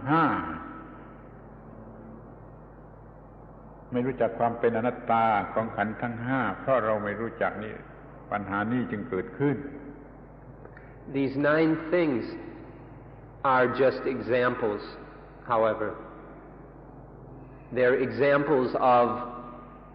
the various things which lead to dukkha. There are many more, but we give you these 9 as prime examples. Now we need to look at how these causes of dukkha, these sources of dukkha, are related to the 5 khandhas. The relationship is that these 9 things occur because we do not realize that the 5 khandhas are anatta, not self. เมื่อพูดถึงอนัตตานะมันต้องรวมความไปถึงอนิจจังและทุกขังด้วยเป็นธรรมดาเราพูดถึงคำอนัตตาคำเดียวนั่นแหละแต่มันจะกินความไปถึงอนิจจังและทุกขังด้วยนั่นก็ต้องรู้เรื่องทั้ง3เนี่ยทั้ง3อนิจจังทุกขังอนัตตาเพราะไม่รู้เรื่องอนิจจังทุกขังอนัตตาของขันธ์5ความคิดมันจึงผิดหมดจนเกิดในความทุกข์9อย่างที่ว่าขึ้นมา When we talk about anatta,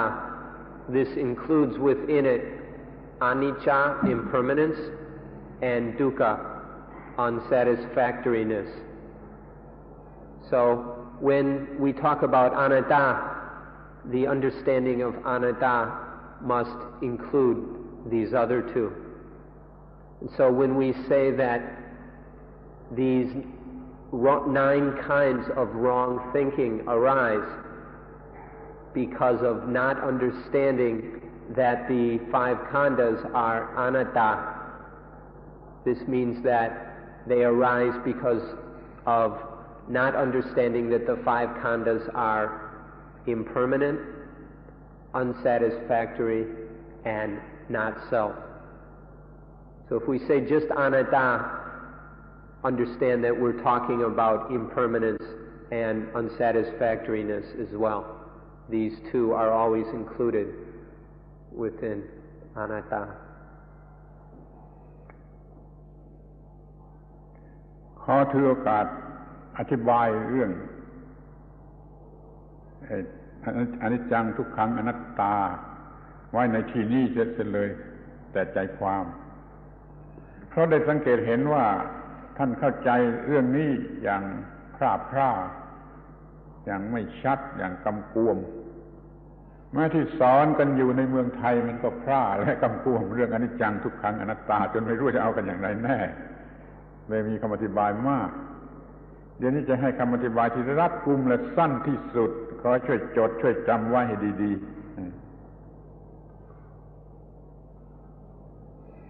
We'd like to take this opportunity to say a little bit more about anicca, dukkha, anatta, impermanence, unsatisfactoriness, and not self. Because almost everyone has a very fuzzy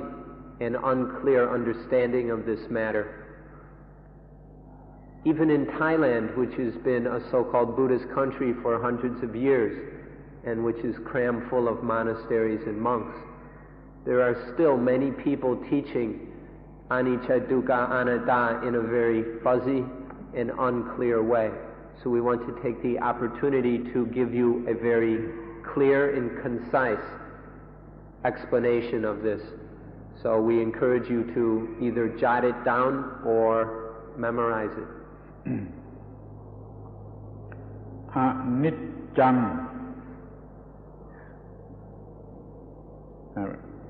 คือมันเปลี่ยนเรื่อยด้วยการเกิดดับเท่านี้พออนิจจังคือการมันเปลี่ยนเรื่อยเป็นกระแสการเปลี่ยนเรื่อยด้วยความเกิดแล้วดับเกิดแล้วดับเกิดแล้วดับนี่อนิจจัง Anicca is continual or continuous change through rising and ceasing. Anicca is continuous change through arising and ceasing. ทีนี้ทุกขังคือความบีบคั้นอันเกิดมาจากการเปลี่ยนเรื่อยการบีบคั้นเจ็บปวดนะหรือว่าถูกบีบคั้นกันแล้วกันนะที่เกิดมาจากการเปลี่ยนแปลงเรื่อย Tukkhaṃ is the squeezing affliction or pain that arises from that continuous change. Dukkha is the affliction that arises from continuous change.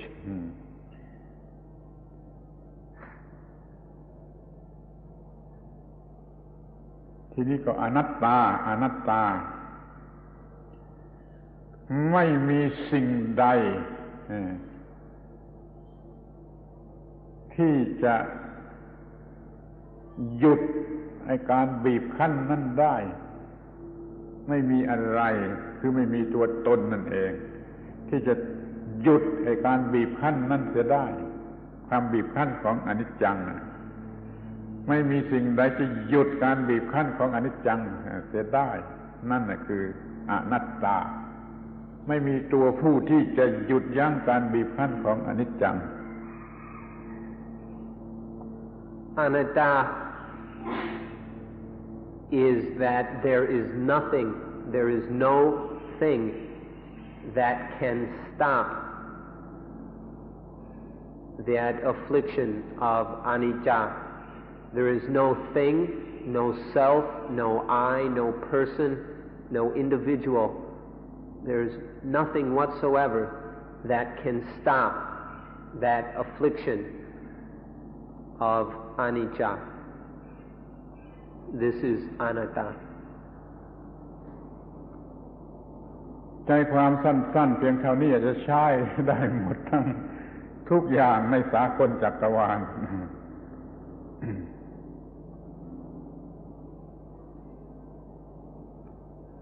And so these three definitions of anicca, dukkha, and anatta can be used for everything within the universe. Everything in the universe can be defined and described according to anicca, dukkha, anatta, as we have just explained them to you. พูดให้สั้นที่สุดว่ามันเปลี่ยนเรื่อยมันเปลี่ยนเรื่อยแล้วมันบีบคั้นความบีบคั้นของการเปลี่ยนเรื่อยแล้วไม่มีสิ่งใดจะหยุดหรือต่อต้านในการบีบคั้นนี้ได้มีเท่านี้อนิจจังทุกขังอนัตตาเปลี่ยนเรื่อยแล้วมันก็บีบคั้นไอ้สิ่งนั้นแล้วไม่มีอะไรจะมาหยุดต่อต้านไอ้การบีบคั้นนี้ได้ไปดูเถอะในเรื่องที่เกี่ยวกับมนุษย์เรานะมันมี3อย่างนี้ไปเจอทุกกรณี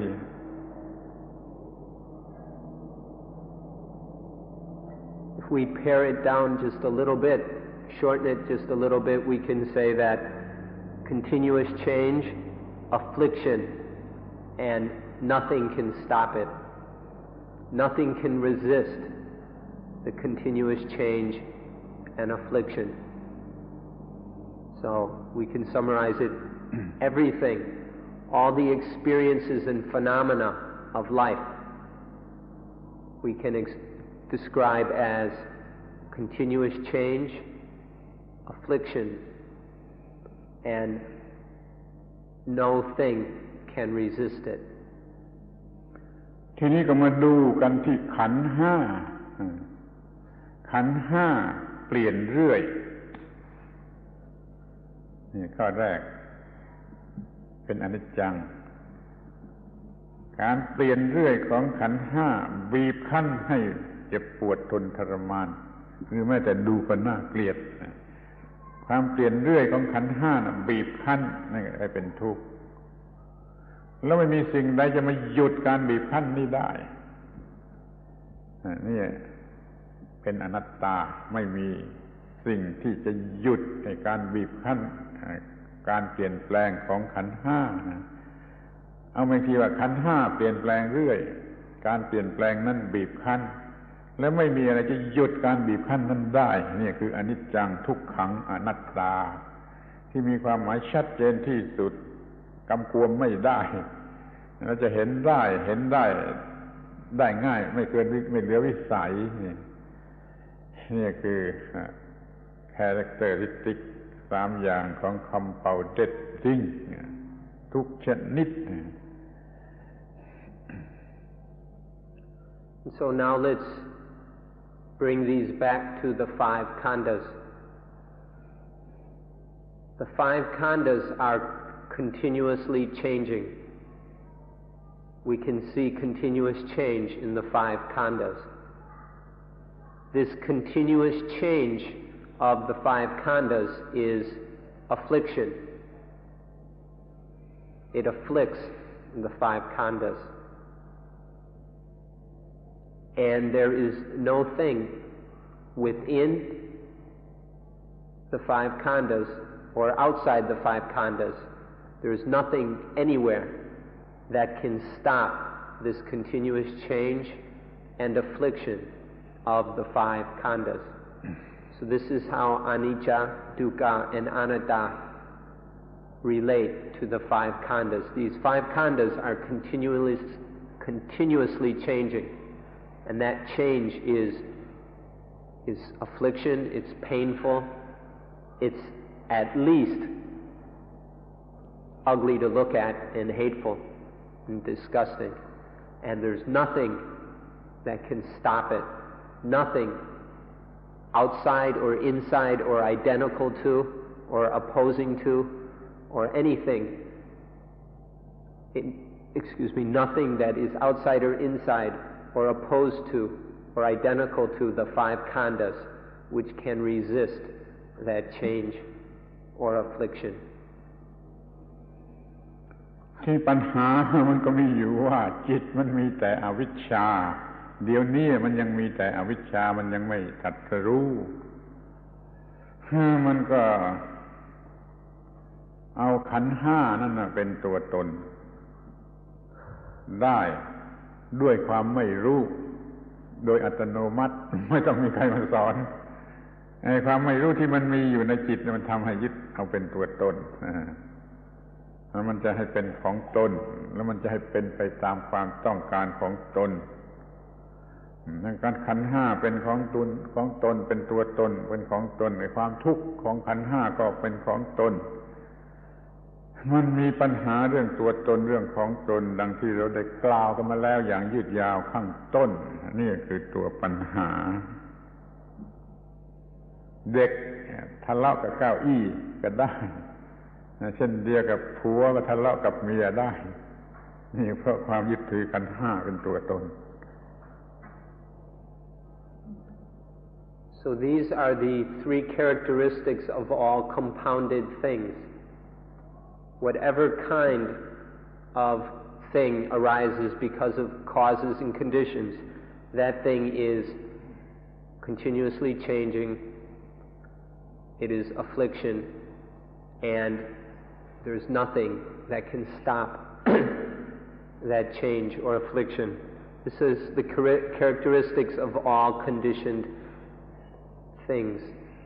Because of ignorance,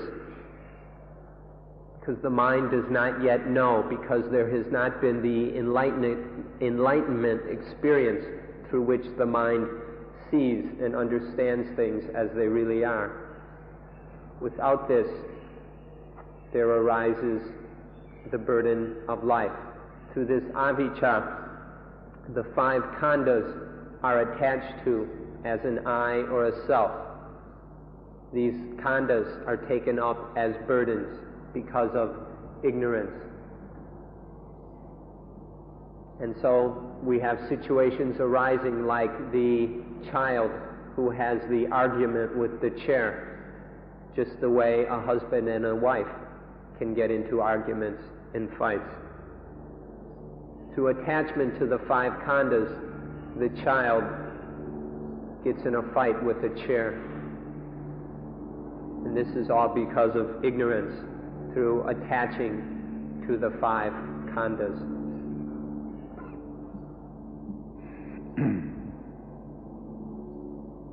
ที่ดูต่อไปอีกก็จะเห็นว่าไอ้ตัวเราที่เป็นมายานั่นกิเลสได้โอกาสมาเป็นตัวเรากิเลสได้มีโอกาสมาเป็นตัวเราส่วนสติปัญญาที่ถูกต้องไม่ได้โอกาสไม่ค่อยจะมีโอกาสและไม่ค่อยจะมีโพธิปัญญามันไม่ค่อยจะมีมันก็ไม่มีโอกาสที่จะมาเป็นตัวเราไอ้กิเลสมันมีมากเต็มไปหมดล้นไปหมดมันก็มีโอกาสที่จะเป็นตัวเราเราก็มีตัวเราแต่ของกิเลสมันก็ทำผิดไปตามอำนาจกิเลสนี่ปัญหาก็เกิดขึ้นความทุกข์ก็เกิดขึ้นภาระหนักก็เกิดขึ้นกิเลสไม่ค่อยมีกิเลสมีโอกาสเป็นตัวเราสติปัญญาไม่ค่อยจะมีโอกาสมาทำหน้าที่ตัวเรา And so, because of avijja, the defilements have an opportunity to be the self. Because of ignorance, the mind takes the defilements, takes defiled mind states as the self, and thus the burden of life arises because of this attachment. because the defilements are always being taken as the self, then there is no opportunity for poti, enlightenment, or sati panya, mindful wisdom, to be taken as the self. The mind is always grasping onto defilement, and it's never taking up and using enlightenment and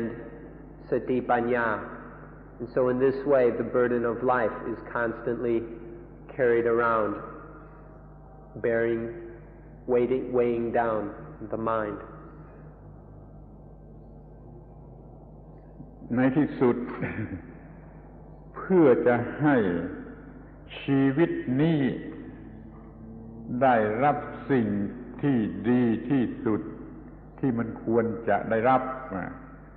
เพื่อชีวิตได้รับสิ่งที่ดีที่สุดที่ควรจะได้รับนี่เราควรจะทำอย่างไรก็ตอบว่าเราควรจะให้การศึกษา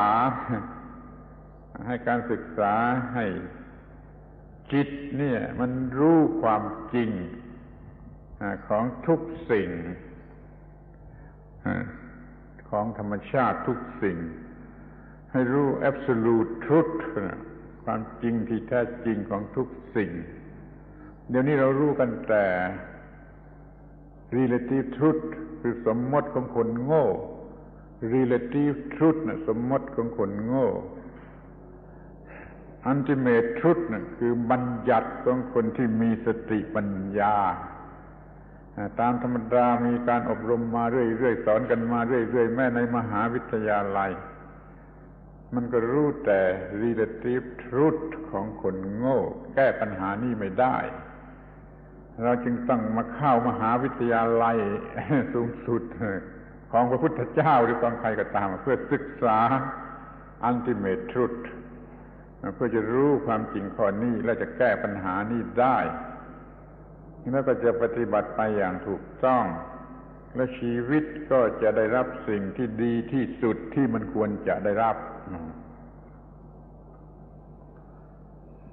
And now finally we come to the question,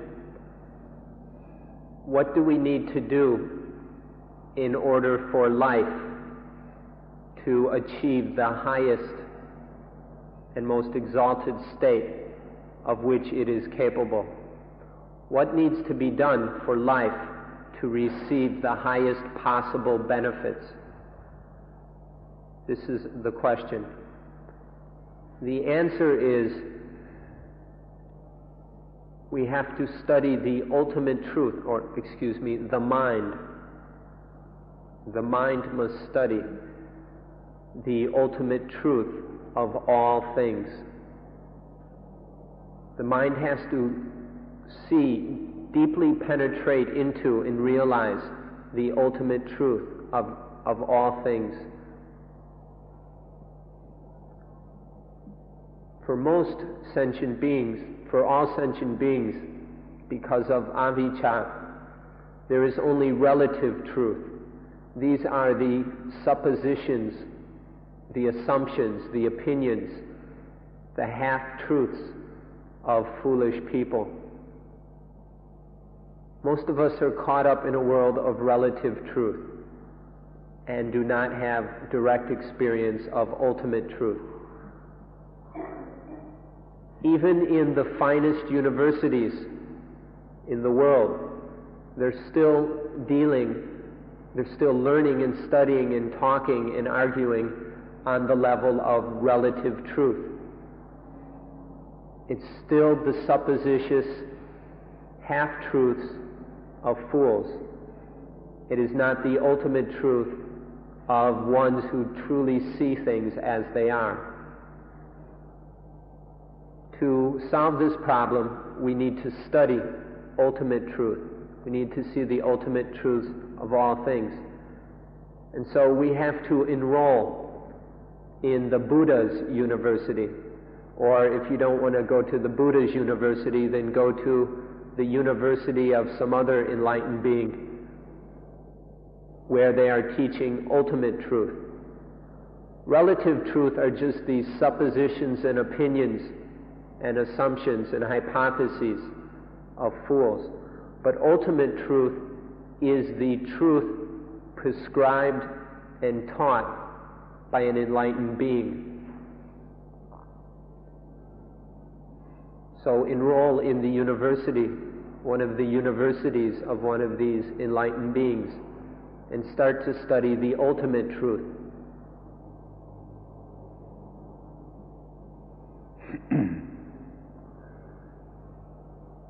ในที่สุดมันก็มารวมอยู่ที่เรื่องรู้ความจริงทุกแง่มุมของขันธ์ทั้งห้าซึ่งมี ultimate truth ว่ามันเป็นอนิจจังทุกขังอนัตตาไม่มีส่วนที่จะยึดถือได้ว่าเป็นตัวตนหรือเป็นของตนมันก็โยนภาระหนักทิ้งลงไปได้คือขันธ์ทั้งห้าที่เป็นภาระหนักนะเราโยนทิ้งออกไปจะได้ไม่ยึดเอาส่วนใดสิ่งใดความหมายใดมาเป็นตัวตนของตนแล้วก็ไม่ไปหยิบเอาสิ่งอื่นมาเป็นภาระอีกแม้ที่สุดแต่ว่าผลของการที่โยนทิ้งของหนักออกไปจะได้นะก็ไม่เอามายึดถือว่าเป็นตัวตนหรือของตนอีกก็แปลว่าโยนทิ้งกันหมดทิ้งของหนักจะได้แล้วไม่เอาของอื่นมาถือให้เป็นของหนักอีกนี่ก็จะถอน attachment ได้หมดทั้งรากเหง้าแล้วก็เย็นสนิทถึงที่สุดได้สิ่งที่ดีที่สุดที่มนุษย์ควรจะได้คือชีวิตเย็นนี่เท่านี้ So in the end it all comes down to studying the ultimate truth of the five khandhas, studying until directly, experientially realizing the ultimate truth of the five khandhas. This ultimate truth is that the five khandhas are anicca, impermanent, dukkha, unsatisfactory or afflicting, and anatta, not self. The ultimate truth of the five khandhas is that within them there is nothing whatsoever that can be attached to as I, as mine, or as myself. In the five khandhas, within them, either individually or as a group or outside them, there is nothing whatsoever that can be attached to as I, me, mine, myself. You cannot find anything in there that can be properly called a self. This is the ultimate truth of the five khandhas. To realize this truth is to toss away the burdens of life. To realize this truth is to stop attaching and to let go, to drop all those heavy weights that we've been carrying around in the mind. And then in this way all the fires go out. The mind is light and cool. Then there is the coolness and the spiritual tranquility. This is what human life is meant to attain. This realization is nothing magical or sacred. It is something within the abilities of all sentient beings. This can be done by all beings if they have the desire to know. And that in that way, in this way, through the realization of ultimate truth of the five khandhas, then life can be liberated from the burdens, and then it is cool. This is the highest benefit of which mankind is capable. This is the highest achievement. This is the purpose of life.